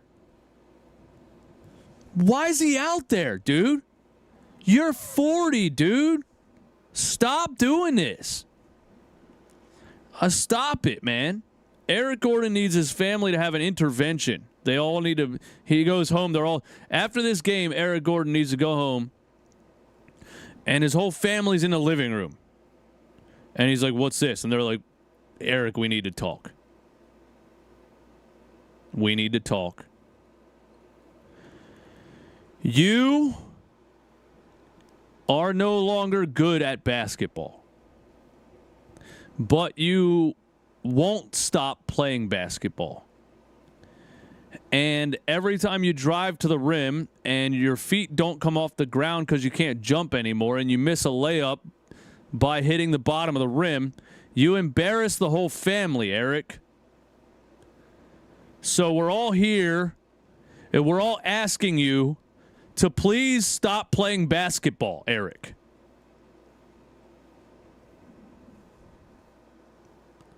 I wish. Is that who I think it is? Malcolm Brogdon for 3? Oh, my. Oh, my. Do the Knicks actually have depth? Malcolm Brogdon comes in the game and hits a 3. Here's a Eric Gordon ISO. My eyes are bleeding. Here's VJ Edge come down the lane. Right hand rolled off the rim. Sixers down 14. Here's another drive right down the lane by the Knicks. Whoever that guy is, he just ran right past Eric Gordon because he's old, slow, short, can't jump. Oh, my. I am watching Eric Gordon basketball. You got to just please have mercy on me, man. Basketball gods, just, why do you keep doing this to me, dude? Hunter Salas. ISO got his jumper blocked, but he got a foul call.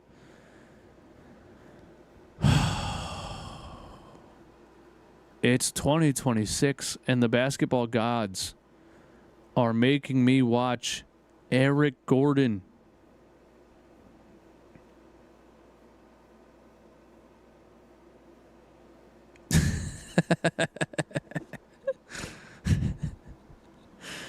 Yeah, he goes home. He thought it was a surprise party, but it was an intervention, and his family tells him to stop playing basketball. 68-53.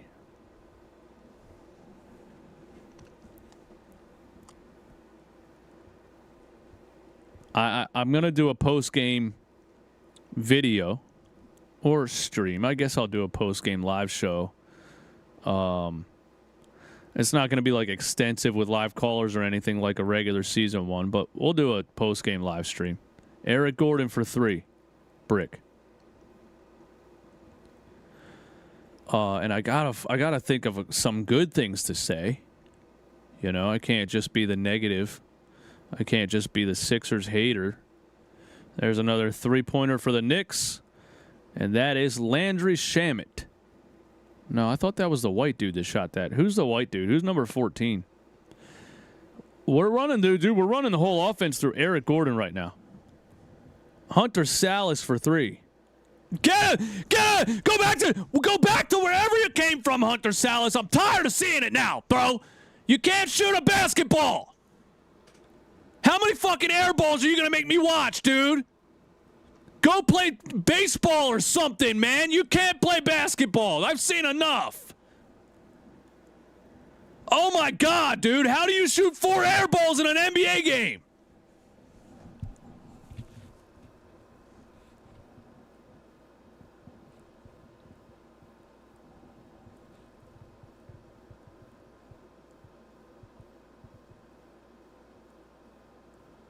How can this guy not? Dude, he sucks at basketball, dude. I don't understand how you end up here if you can't shoot a basketball.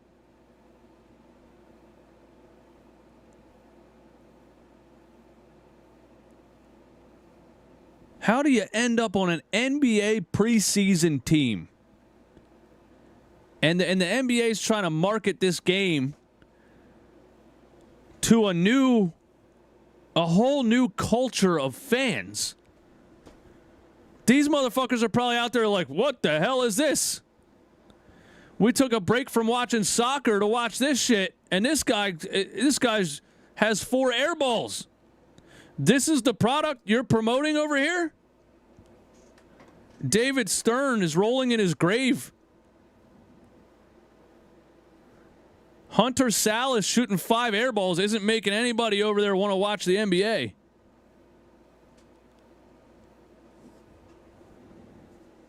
Holy hell, dude. Oh my, Justin Edwards turnover. Oh my God. This is the worst thing I've ever watched in my entire life.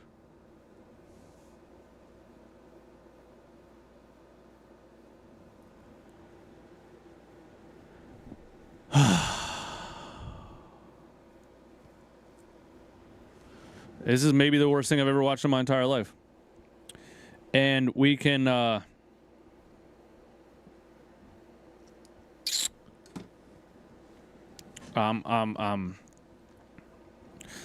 know I'm overreacting to a preseason game, but this is absolute garbage. This is the most garbage shit I've ever seen.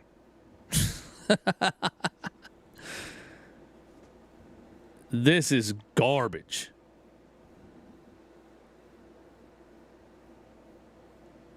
Are they jet lagged or something?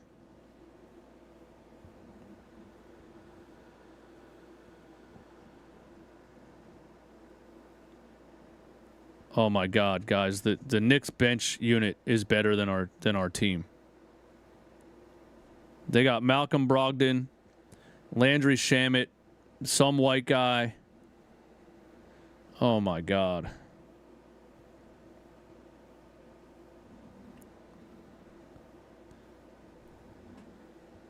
Here's more Hunter Salas ball. Let's watch this. Oh my God. Who?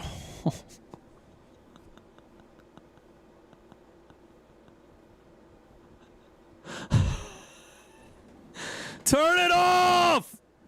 Turn it off. Put me out of my misery, dude. Turn it off. Another turnover, another Knicks 3. Turn it off, bro. Hunter Salas gets called for a travel now. Bro, there has to be better basketball players available. There has to be. There has to be somebody in this arena that's better at basketball than some of the guys that are on the floor for the 76ers right now. There is just no way these are the best basketball players we could find for this game.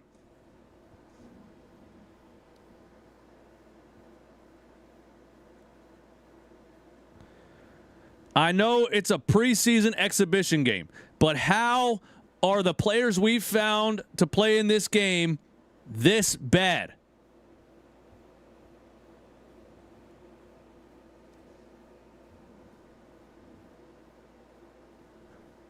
Like, who's that white guy splashing threes on us, dude? Matthews? That guy just pulled up on a motorcycle at halftime. Dude, Matthews was just like, oh, I heard it's a pickup game over here. He pulled up on a Harley. He's like, I heard it's a pickup game in here. Can I play? They were like, yeah, sure.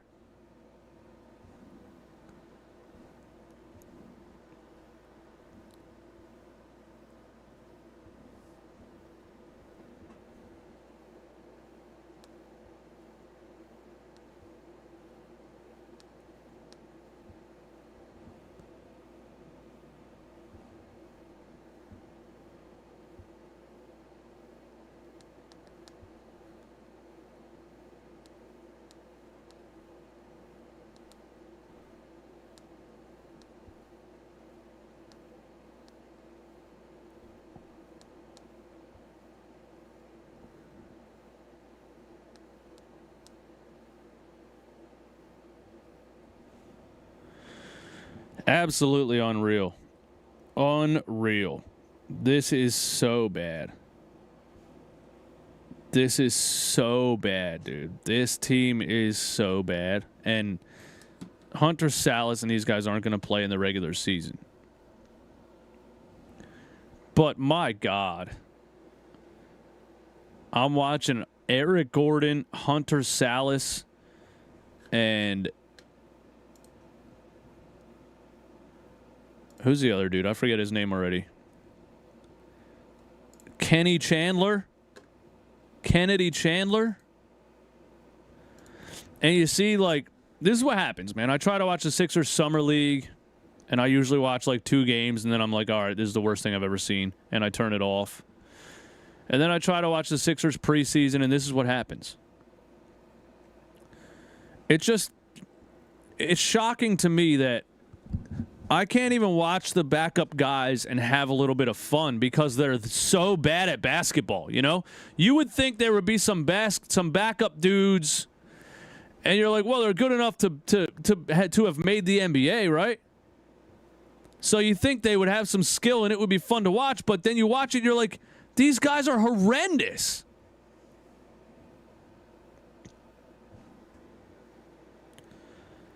It feels like watching a backup quarterback in the NFL. I'm always like, how did this guy get here? He can't make a 5-yard out pass. He can't throw a 3-yard slant accurately. How did he get here? Hunter Salas has 3 wide open air balls, dude. How did he get here?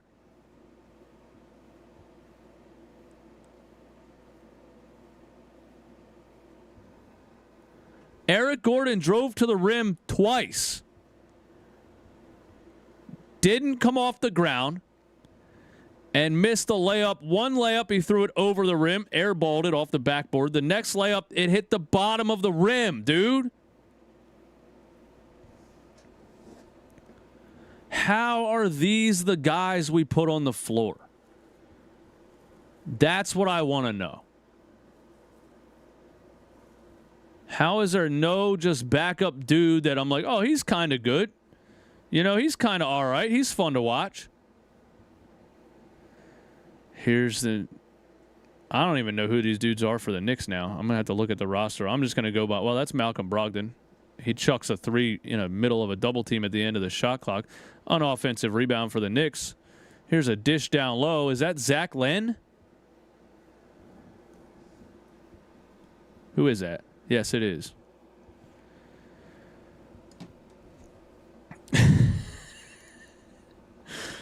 Bro, how are they this bad? I'm not supposed to be mad at the preseason. Why am I watching a dude named Hunter Salas shoot 4 air balls? Wide open. He can't even hit the rim. My son is 10 years old and has no interest in basketball. But I feel like if I gave him the ball and said, just at least hit the rim, he would hit the rim. At least once out of 4 attempts.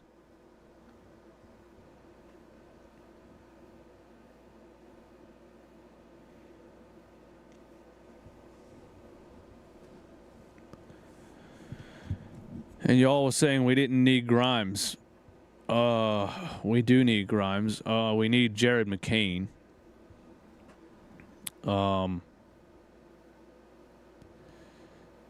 Maxey, it looked good in the first quarter, but the lack of creation was very evident, I feel like. And really, I don't know. Do the Sixers have a creating point guard?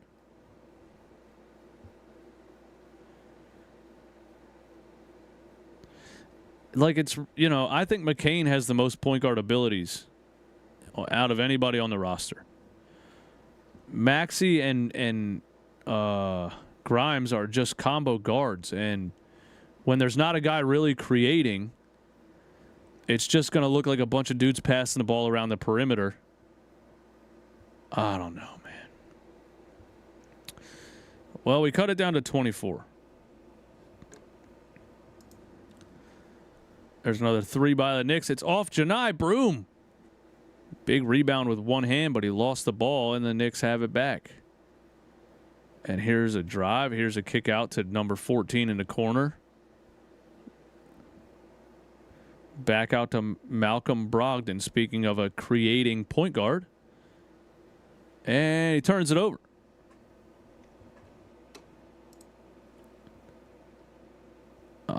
Dude, like, when am I going to watch the Sixers and they're not going to piss me off?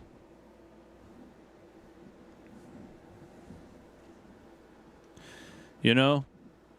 Just when, man? When am I going to watch the Sixers and just have fun? I had fun one time last year. It was a Christmas Day game. And then Santa Claus shit everywhere.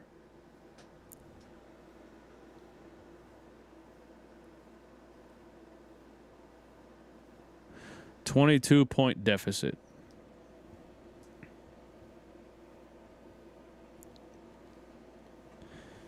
Charles, I think you're right, man. This is, and dude, again, we're overreacting to preseason, but for those of us that are really watching the game, right? Like, because there's going to be people that they're going to watch my videos and they're going to see the clips on Instagram and TikTok, and they're going to be like, "Dude, you overreacted to a preseason game, bro. It's the preseason, da." But we're watching it, right? And the Knicks clearly have order and a system going on. And the 76ers look like a couple of dudes that showed up at the park that just were like, I got next. And they were like, I'll take this guy, and this guy. And they just met each other. That's what they look like. And that does fall on Nick Nurse, man. Like, how does your preseason team come out here and look like this? Where's your system, you know?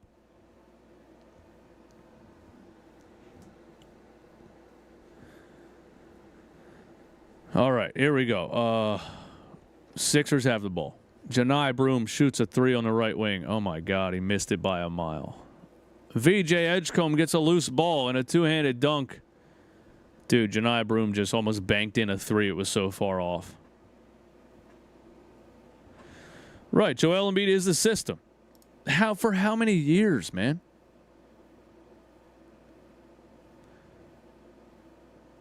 You know? I want to just go into hiding until this era is over. I need a different thing to watch. I'm just watching the same thing every year, and it's like, oh, the team's built around Joel Embiid, and so now he's out, so we don't have any identity, we have no strategy whatsoever. We got the 40-year-old Gordon, Toe Yoga, and Hunter that airballed 5 times. We definitely messed up in a past life.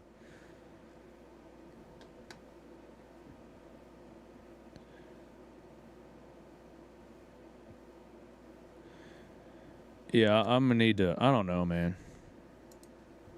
Maybe I should have just skipped the preseason. Maybe I should have just, because a regular season, reacting like this to a regular season game, people would still call it an overreaction. But they wouldn't be like, it's just the preseason. Even though last year I saw how bad this team was within a couple of weeks. Actually, within a couple of games when they started like 0-3, lost to the Toronto Raptors third stringers, and then they started the season 3-15. Everybody told me I was overreacting, and we just got to get to the playoffs. And I was like, dude, I was on. Like, come on, man. If there's one thing I've been right about in life, it's the 76ers, man. Like, I can just watch it, and I know what it is. I'm wrong about pretty much everything else in life, but the 76ers, I can just watch it, and I know what it is. And they were 3-15.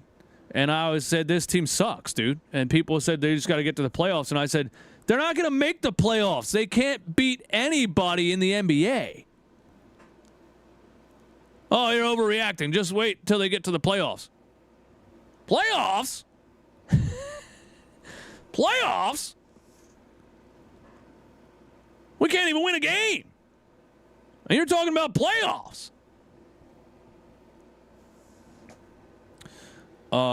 And so, yeah, I guess I'm going to overreact to a preseason game, but what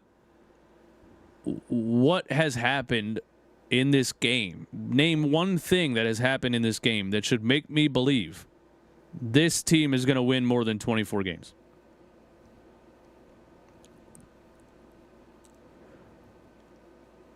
And, the first quarter was fun. I feel like the first quarter was fun, man. We had a Dembona catching lobs out there. And then nothing. So maybe we should just take the first quarter and delete the rest of the game and say what they did in the first quarter is what they could do in a regular season game. I don't know, man.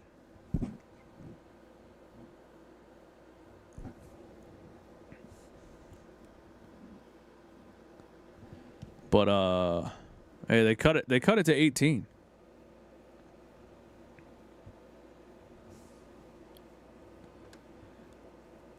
Nick Nurse has a great opportunity in front of him. We have some good mix of young, old, talented players.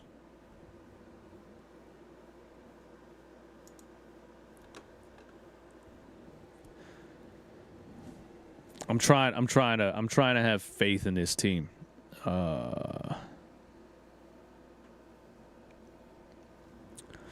And again, Hunter Salas is not going to be on the floor.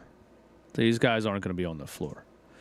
I was just yelling about the fact that there's guys out here that I just don't even understand how you're this bad, how you made it this far, and you're this bad at the sport of basketball, you know? But so I should really only assess the first quarter, like, honestly. So that's probably what I'm going to do. Because I'm not going to see Kennedy Chandler and Hunter Salas in the regular season. And if I do, I'm going to do a somersault off the Walt Whitman Bridge. I did see a lot of Eric Gordon, and that makes me nervous. Because Nick Nurse likes Eric Gordon. And Eric Gordon is so washed, it's insane. All right, let's call the last 7 minutes, man. Here's VJ with the inbound.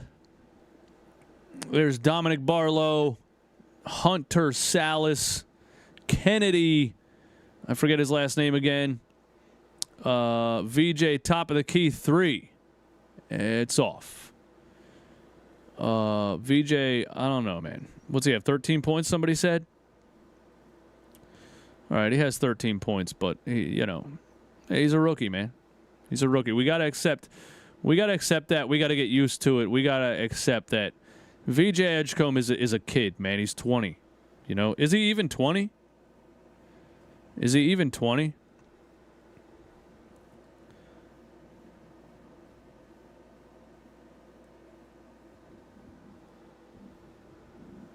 Yeah, I don't know. I was just saying a random bridge in Philly. Closest bridge near me is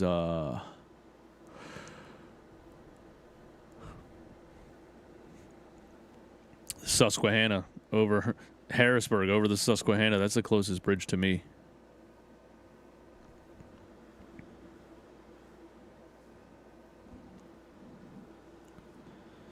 Hunter Salas got a foul call.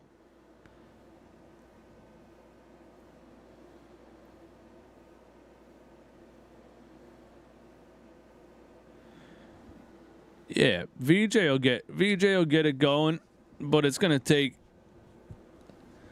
a couple of NBA games for him to look comfortable. Yeah, he doesn't look comfortable at all. I felt like that the first half of the one summer league game, and then he was kind of cooking the fourth quarter. That didn't happen this game.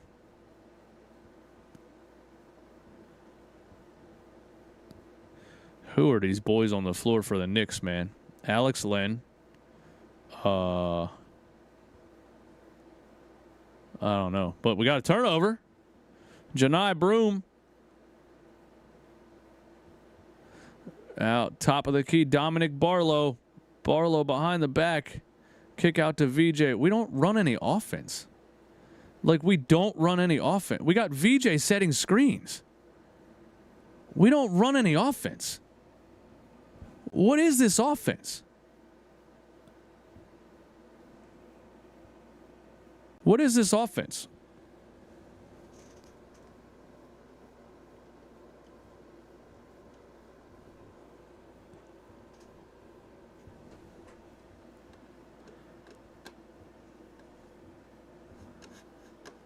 We got Kennedy. What the hell is his name?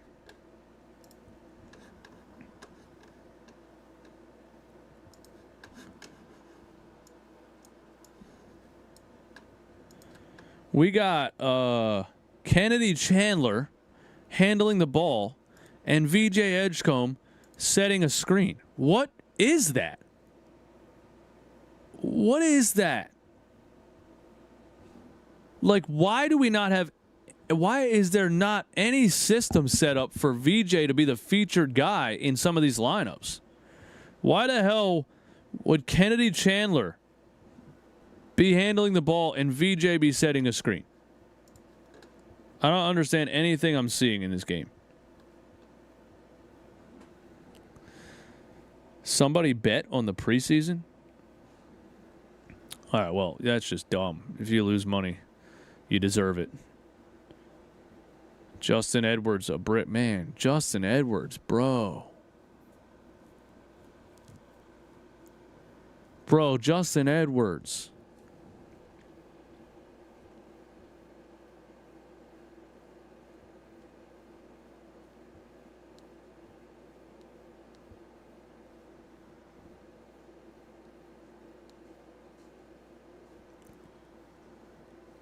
Oh, my.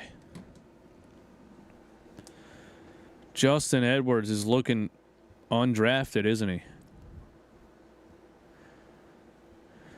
Jabari Walker with the rebound. Jabari Walker drives. Jabari Walker, a lot of body contact, draws the foul. Jabari Walker getting it done.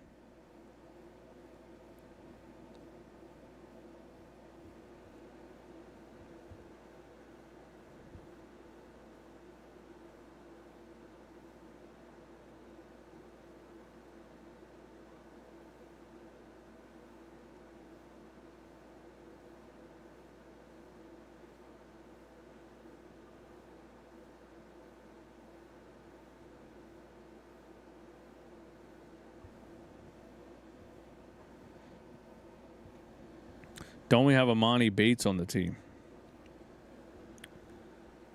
Yes, they did sign Amani Bates. There's no real reason for me to believe Amani Bates is better than any of these guys anyway.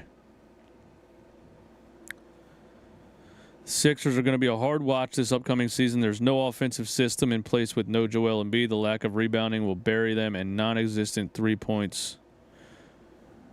The 3-point is non-existent because they got no good shots this entire game. They were just passing the ball around the perimeter, taking contested threes.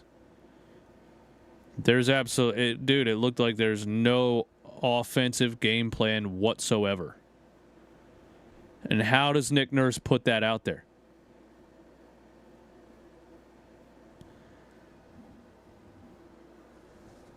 You know, how do you go into training camp and you're posting the pictures of all these practice shots and everything, and this is the system that you put out there?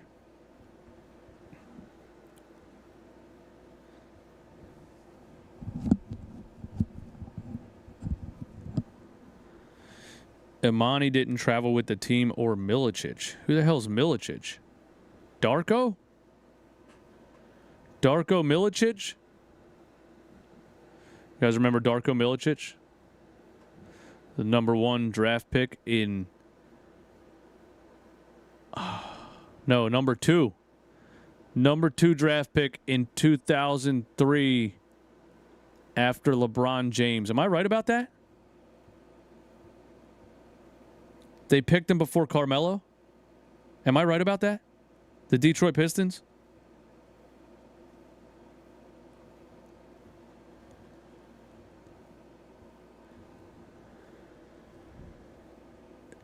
Yes. Hoopy said he wasn't that bad, actually. Oh, my God, bro. You might be the most positive person I've ever heard talk. Literally one of the biggest busts of all time.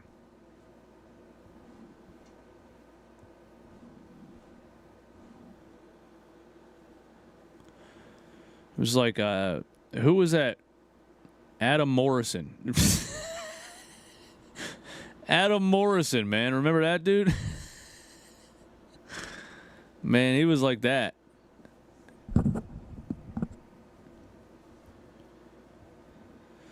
He was almost... Dude, who are the biggest busts in NBA history?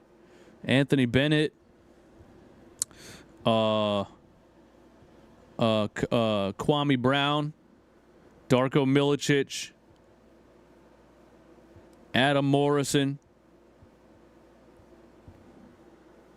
That's just from my era, really. I don't really know draft busts from the late 90s. James Wiseman.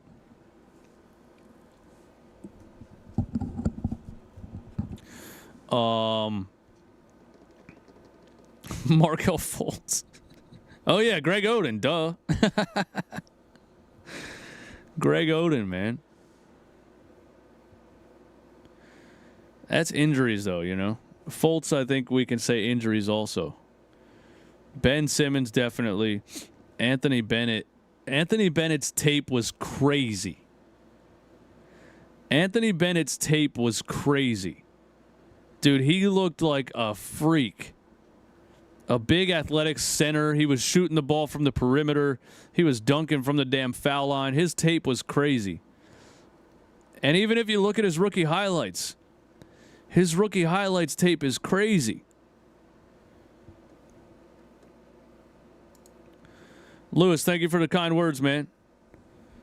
Hayden said, I'd rather have players in Kensington. You mean from Kensington?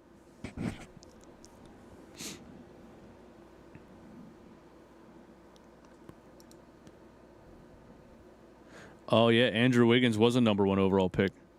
Or I remember Tank for Wiggins. I remember that.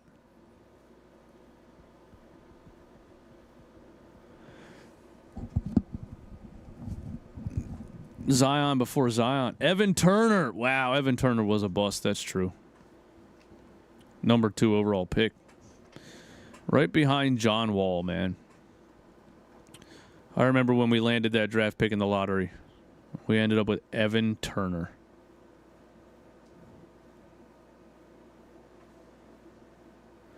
Hashim Thabit, 2009. Yeah, he was taken ahead of... Blake Griffin was number 1. Hold on, let me get this. Let me get this right. Blake Griffin was number 1. Was Hashim Thabit number 2? And then Curry? I don't think Curry was that high. I feel like Curry was like the 9th overall pick. Andrew Bynum was 2009? Or are you saying Andrew Bynum was a bust? Well, didn't Andrew Bynum win the ring with Pau Gasol and Kobe? Oh, James Harden was 2009 also. I forgot. Harden was 3. Curry was 7.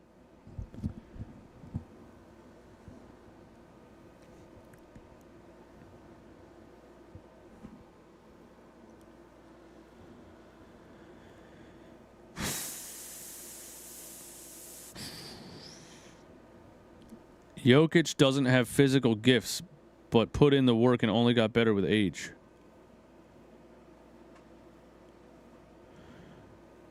Oh, you're talking about physical gifts, like speed and athleticism. Yeah, Jokic has the gift of just being a magician with the ball. And he's much more aggressive than Ben Simmons ever was. I can't believe I'm still watching this.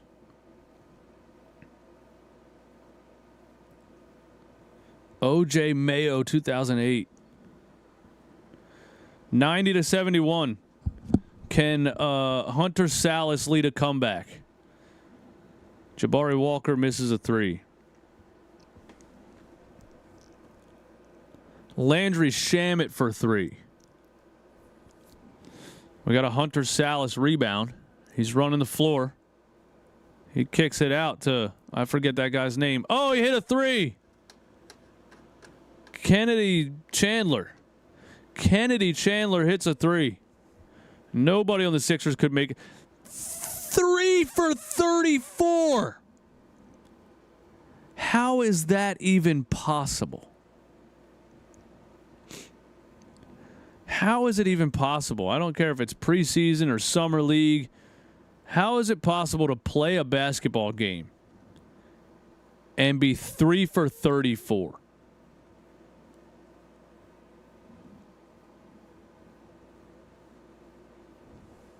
How is it possible to watch a basketball game and be 3 for 34?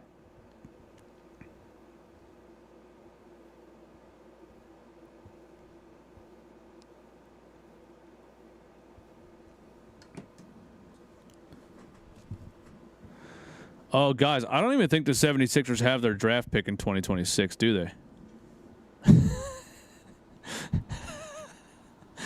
Remember when somebody said it can always get worse than you could possibly imagine? Imagine we end up a tanking team again, except this year we don't even have our first-round draft pick.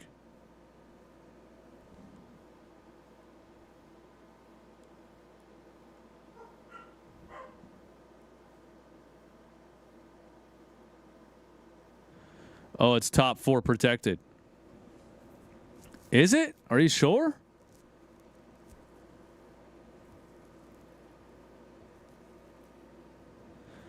I feel like the pick that we had this year was top 6 protected, and then if it didn't convey, it went to top 4 the next season.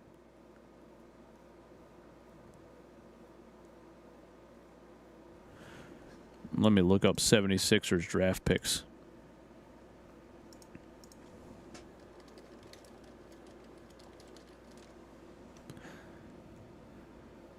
Future draft picks. 2020. Nope. There's no 2026 on here, guys. 2027 first round. Own. Ain't no 2026 on there. 2027 first round, second round, 2 second round picks at 2027. Clippers pick in 2028. 3 second round picks in 2028. 2029 Clippers pick swap.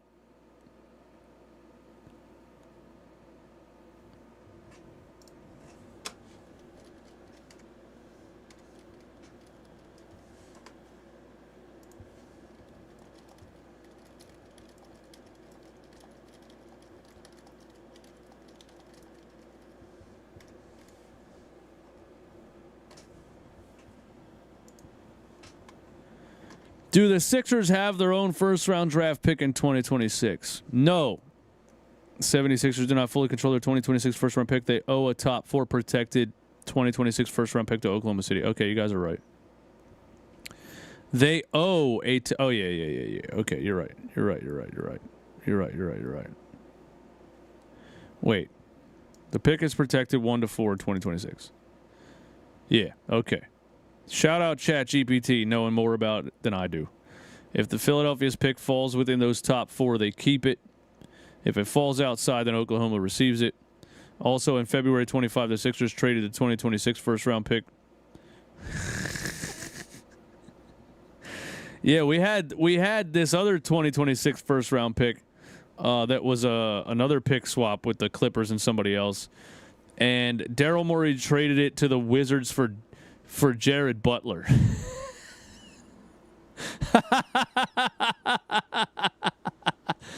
Yo, people don't talk about that enough. People don't talk about the fact that Daryl Morey traded a first-round pick for Jared Butler. People don't talk about that enough. Because he believed the 76ers could still win. He believed that we needed to get younger guards, so he traded for Quentin Grimes and Jared Butler. Because Eric Gordon and Kyle Lowry were so bad, Reggie Jackson was so bad, that Daryl Morey, in a desperation move, traded a first-round pick for Jared Butler. Unreal. Psh. Unreal. What are we doing? A replay review with 2 minutes left in a fourth quarter of a preseason game? Can we get this over with? Please.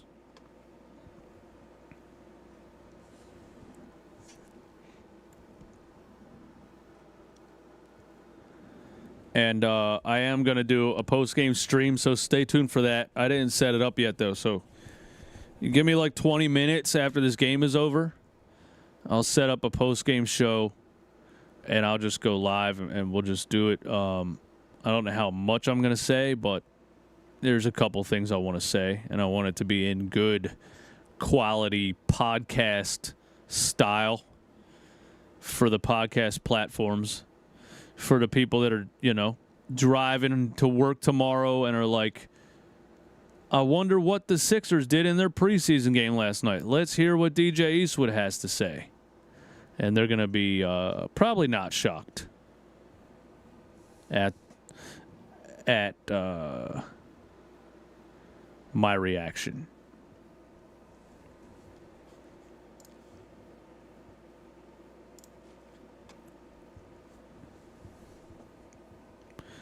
Lewis said, who the fuck is Jared Butler? He was playing point guard for the Washington Wizards at the time, and he had like a 35-point game against the Sixers, so that made Daryl Morey think that he's really good. And he traded a first-round pick for him.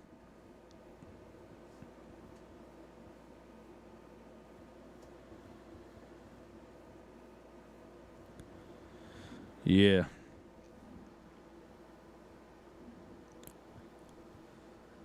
And then he told us all summer that they're going to get a deal resolved with Quentin Grimes, and that didn't happen. Quentin Grimes signed the qualifying offer.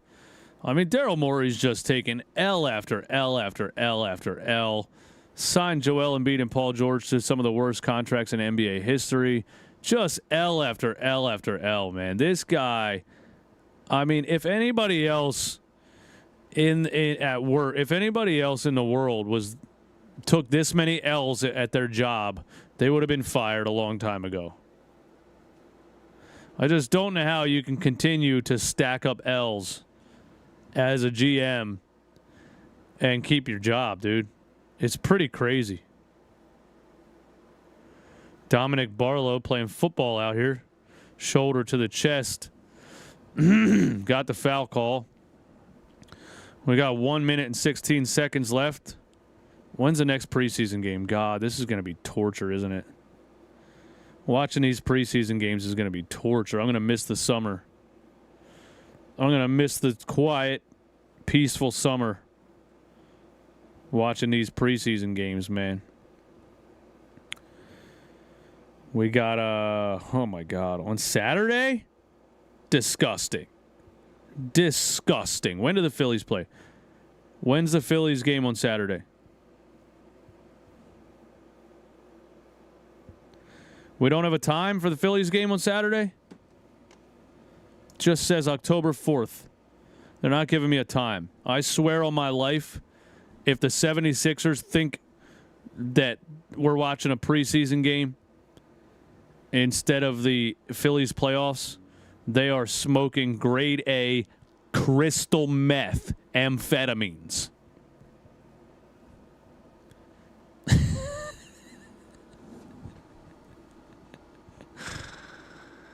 Oh, man.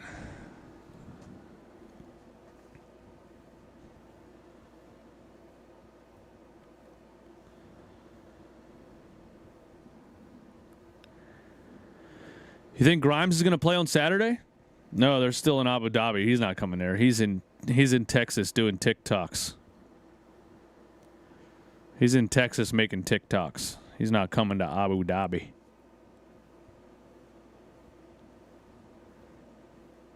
Abu Dhabi. Jorge, watching in Davao City, Philippines. What's up, Jorge? Shout out to the Philippines, man. Thanks for watching, man. This has been a disaster of a preseason game. I mean, pretty much as bad as you could imagine a preseason game could be. Nothing really to take from it at all. Like, legitimately, crumble it up, throw it in the trash, forget about it. It was horrible. Hot take, VJ Edgecombe will have a better rookie season and career than Ace Bailey. Sadly, that is untrue. I do like VJ Edgecombe, and I think he's going to become a good player in the NBA. But Ace Bailey is going to be a star in the NBA. And when that happens, y'all can come right back here and tell me I was right. All I had to see was one Summer League game from Ace Bailey. I mean, I knew the Sixers should have taken him. Even if his agent was saying, we don't want to go to Philly and all this shit, the Sixers should have drafted him. He's a 6'9" scoring wing, dude. Are you kidding me? Are you kidding me? You passed on that. Daryl Morey's special, man. Yeah, the Sixers don't have a point guard, straight up. You're right. You're right, man. You're right. I wonder how much these tickets cost over here in Abu Dhabi. Should I fly there and watch the game on Saturday? All right, man. Final score 99-84. Sixers lose to the Knicks in a preseason game. It was horrendous. I am going to do a post-game stream. So stay tuned for that.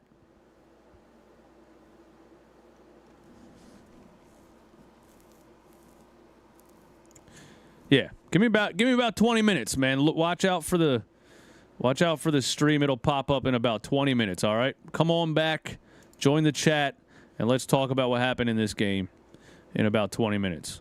I'll see you there. Thanks for hanging out.